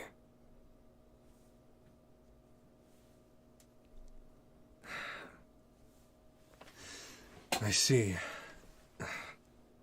I'm truly sorry for everything that you've done, in what seems to be vain. Yeah, so am I. And I'm so sorry for the dungeon guy, too. Probably losing a son again. In either case, we got what we came for. You got it, right? The horn for Uni. To which Rex would pull out the horn. Yeah, I got it. In which, as the two stand up, suddenly they hear a chorus of throat singings, to which then they see coming before them is King Gurgle, not from the portal but from somewhere nearby. My, quite the show. Quite the show. For a moment, we were going to intervene, but seeing you handle Kelix so seamlessly, It was quite the show. We dared not intervene. I must say, you made quite good work of him, of good Kellic. A shame that he died to his own hubris of betraying his master, but I suppose that's what happens with disloyal and ambitious folk. In either case, our accord is finished. Me and my bullywugs will return to our kingdom and land, to which we bid you adieu, gentlemen. May you have a tryst and trusted day.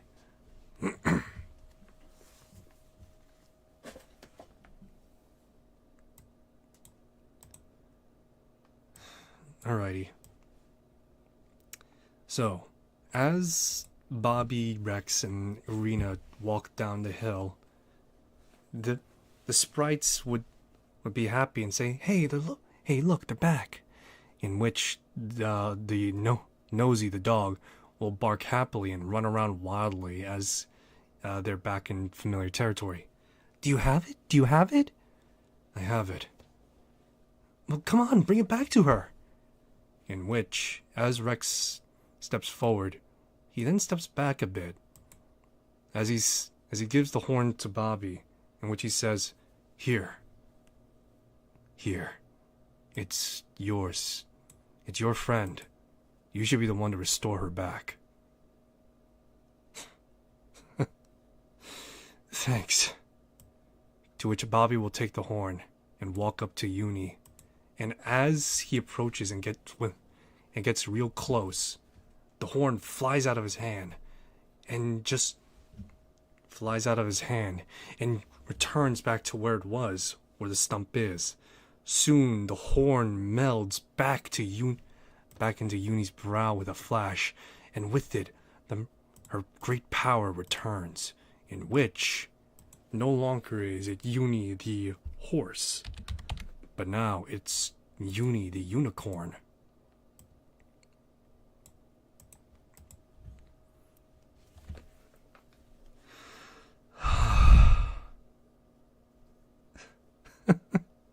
Thank you, Bobby. Thank you. Hey, it's no problem.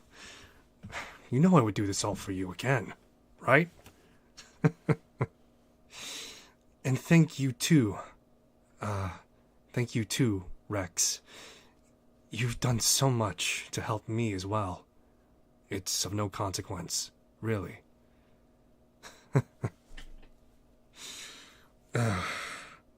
What's wrong? Nothing. At least, it's Venger. It's best that we discuss it with the group. Oh? Come, let's go back to Phandalin, the town that we were staying in. To which...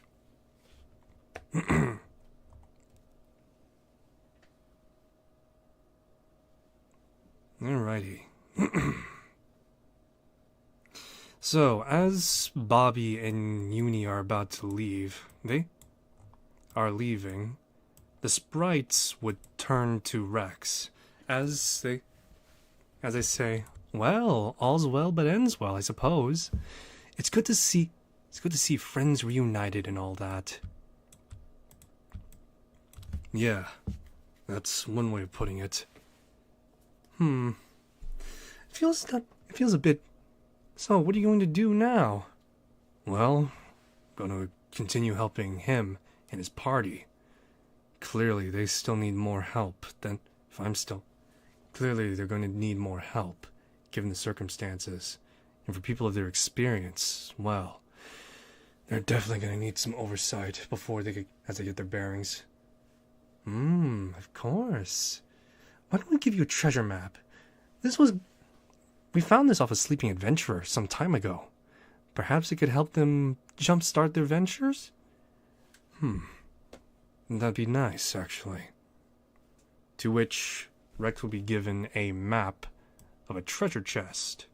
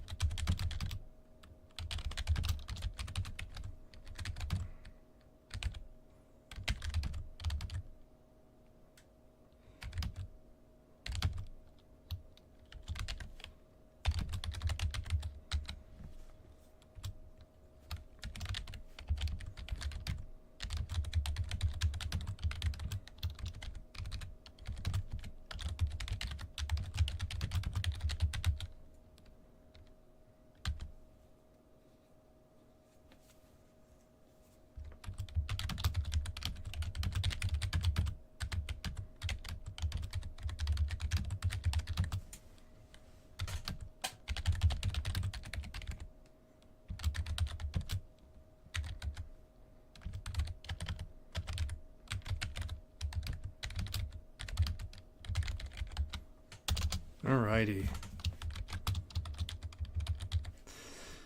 Okay. Let's do a quick tally count, shall we?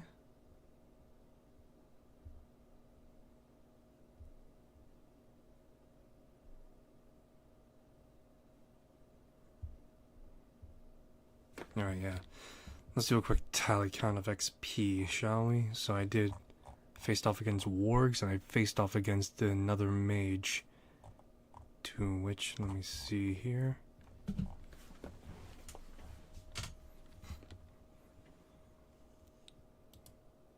So there were 7 Bullywug warriors.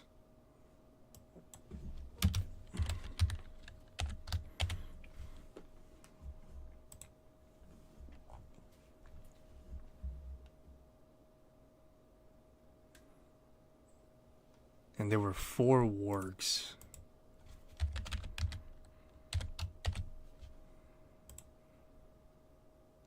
And 1 human mage.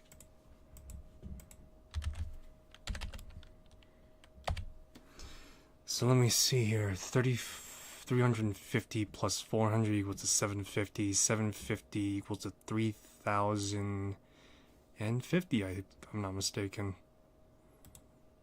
So 3,050 XPs rewarded to Rex alone.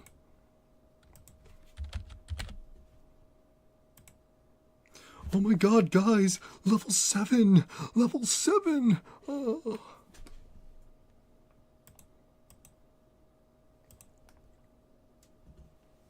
I'm just gonna...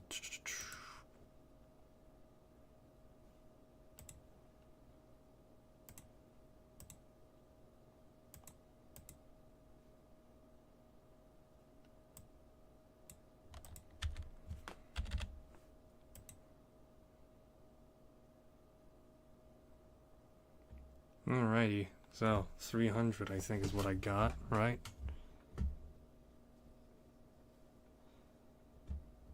Or was it 700?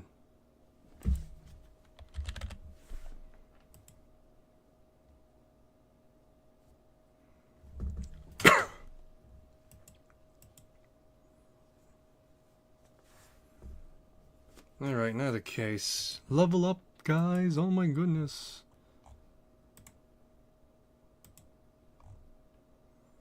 What do I get at level 7? I get fuck all. Oh wait, hold on, I got...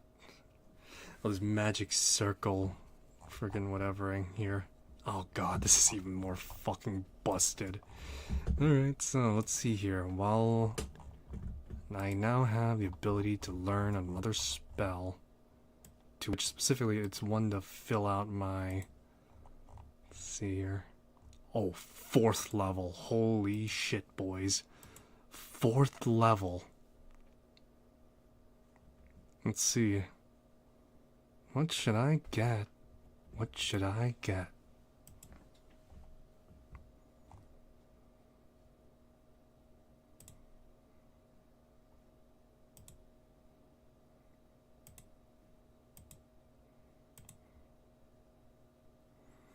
Alright, real quick, yeah. So, 4th level slot, in which I'm gonna say that this is gonna happen after a long rest, so yeah.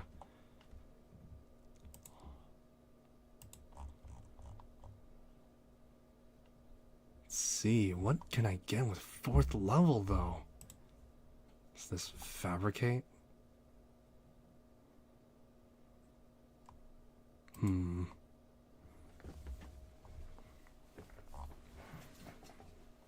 Stone shape.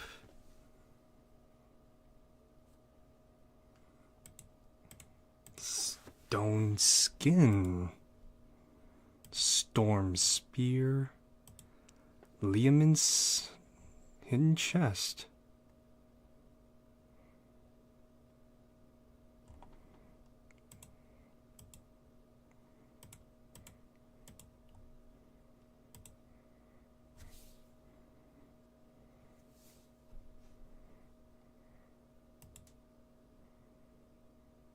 Dimension door. Now this is what it's at.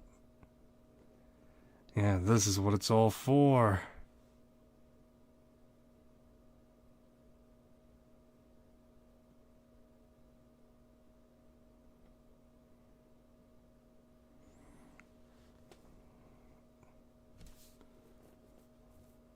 see, if you...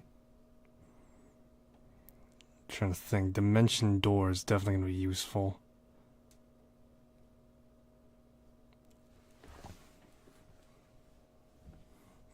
For now, I'll hold off on Dimension Door. I'm going to take up Ice Storm.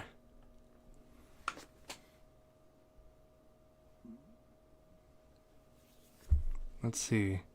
Is Ice Storm worth it, is the question. What's the damage dice on this?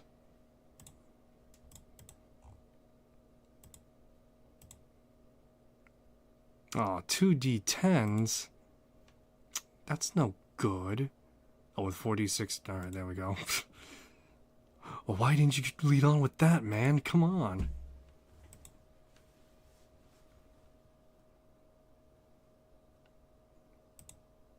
But then again, I do like utility, so... for now, just keep it, I guess.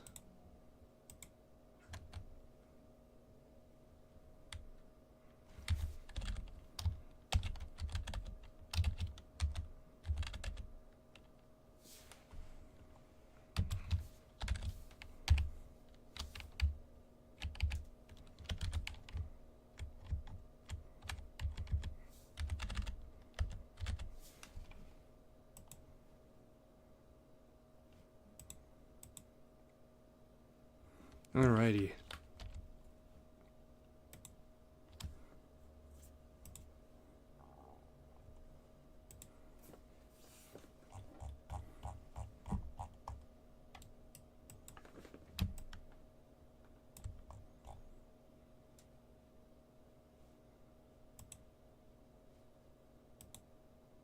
Okay, so let's wrap this up now, shall we? Let's get all the major players here. To which...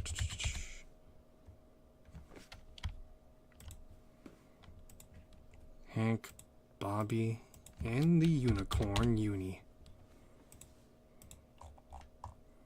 To which, as they return to town,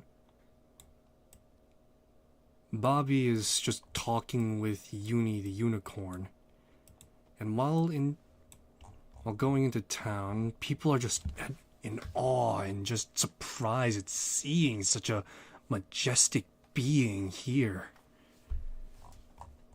To which in front of the inn,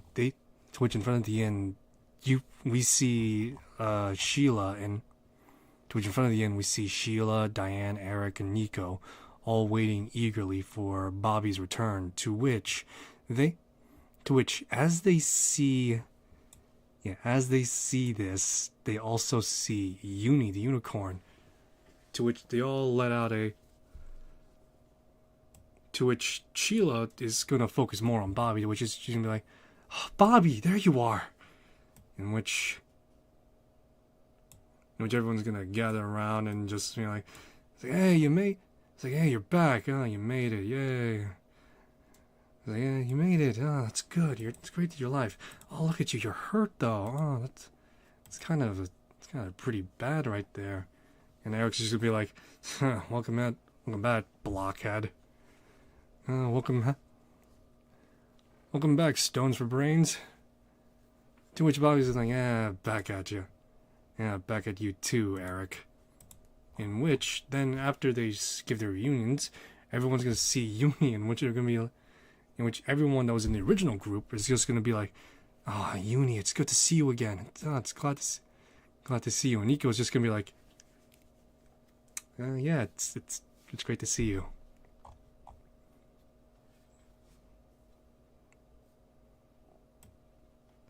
In which, as this is going on, everyone's just like having this like whole big old reunion.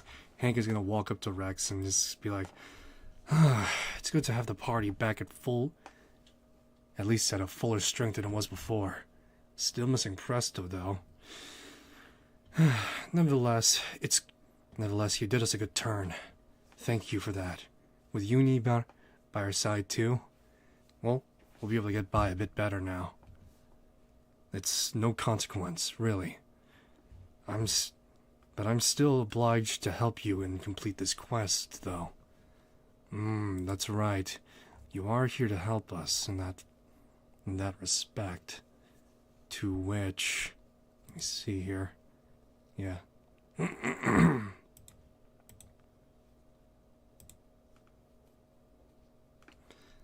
Alright, to which, yeah.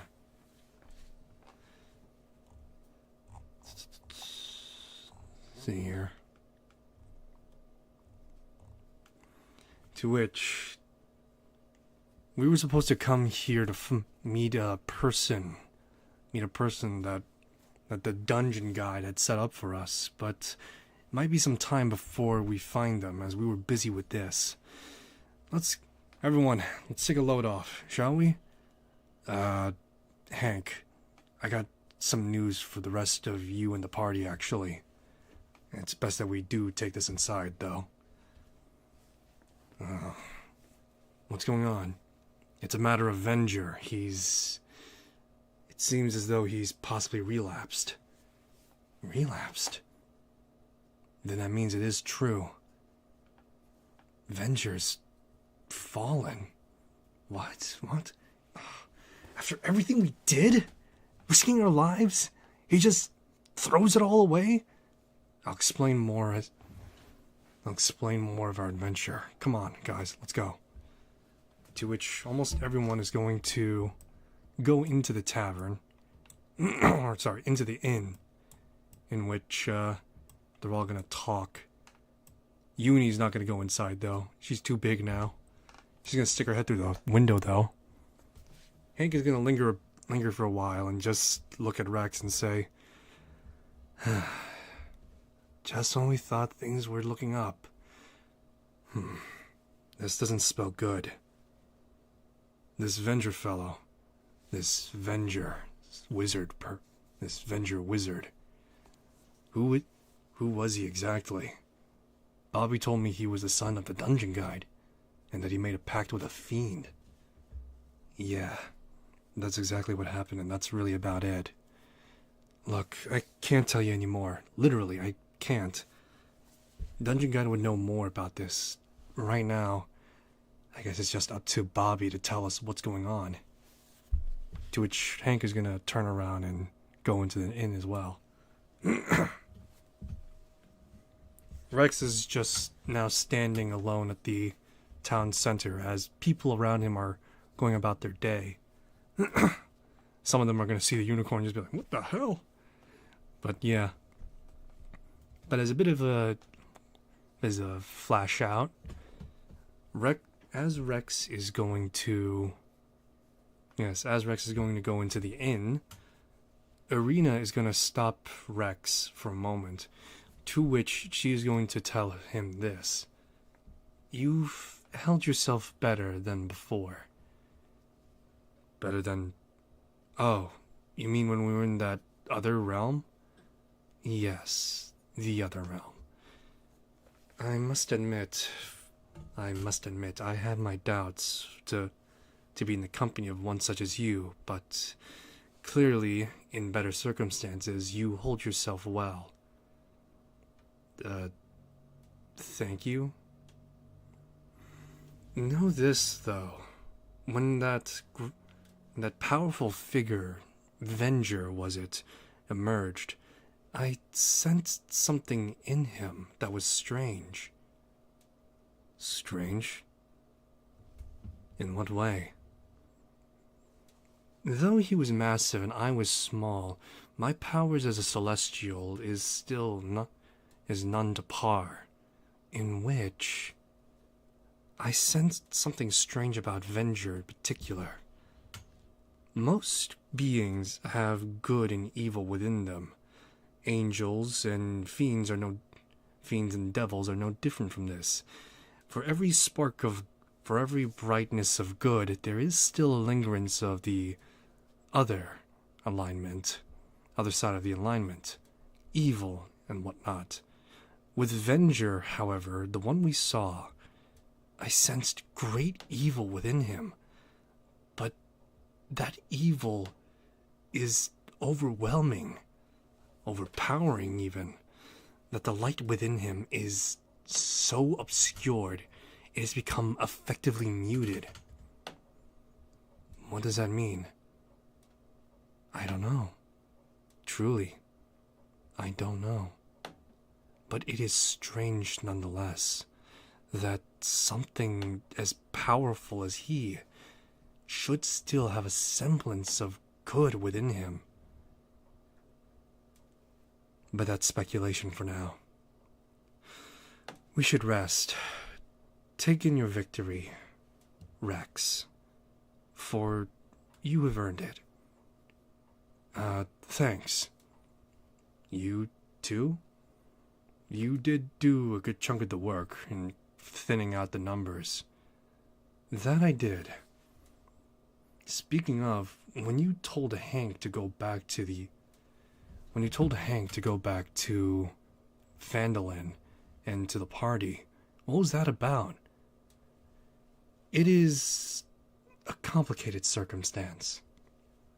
But while I am retained to your service, know this. Traveling with others will dull my efficiency. Dull? What do you mean? It is by greater laws beyond me that I cannot interfere with the lives of mortals. You are the only obvious clear exception, and I can only support up to one other person. Unless we were in the midst of a great cataclysmic war, I can only take on one other person in hand. To which the reason why is simple. The people that you interact with, much like yourself, have great potential. And it would be against my better judgment and better part, as well as a celestial, to interfere with that development. It is only by sheer luck that you've gained my service and retained it too. In which I cannot do the same for others, however. So you mean if I were to be in a large group like this, that I would have to stay back and observe, as ordained by divine law, a law older than myself and older than perhaps even the gods. I see. And does that disappoint you? No. Quite the opposite, to be honest. I'm a little glad that if I decide to travel with others, at least I'll be able to grow them by myself. Having you by my side has opened my eyes to many things, that you are an extraordinarily powerful individual and person I've ever met, but that I myself may fall short if I don't keep up. You serve as an inspiration and a detriment if led untempered. I'm glad you see it that way, Rex. Alright, enough heady talk right now. I think I just came up with something, but I need to sleep on it for a moment. Let's get inside, shall we? In which, that is going to be the end of this session. Alrighty.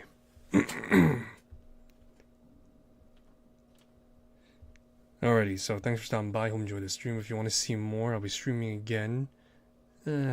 Whenever I can. Maybe later. Maybe tomorrow. Maybe next week. But yeah, this has been fun and interesting, if I'm being honest. Now I have a chance to rectify some things, but, I smell an opportunity. I smell an opportunity for fate points right now. To which, allow me to remind you the conditions of the fate point system.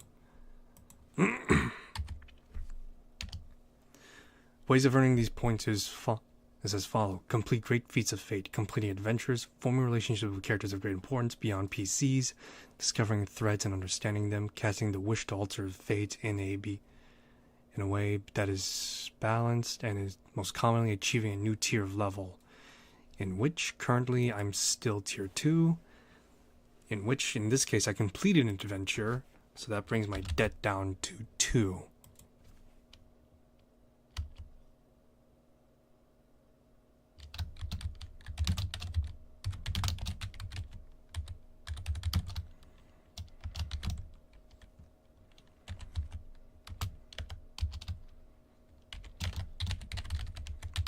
Alright.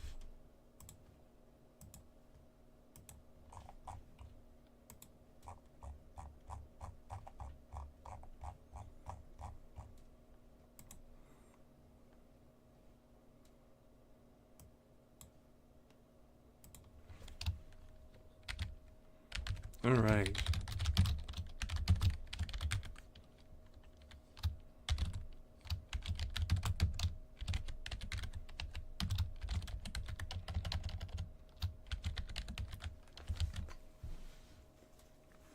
Alrighty, so yeah, I hope you enjoyed this stream. If you want to see more, I'll be picking up playing D&D another time, because now I gotta sort of stew and figure out the Lost Mines of Falander, as well as figure out some of the other adventures I got on hand.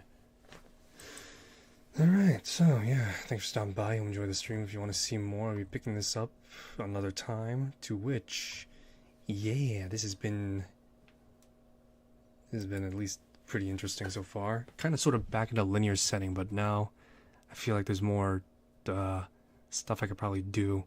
I'm going to put some downtime, like maybe a week or 2, to try and, broaden out and space things out a little bit. And yeah, thanks for stopping by. Enjoy. I'll see you next one. Till then, take care of yourselves. I'll see you soon. Oh. And yeah, I'll see you soon in the next one. Till then, take care of yourself.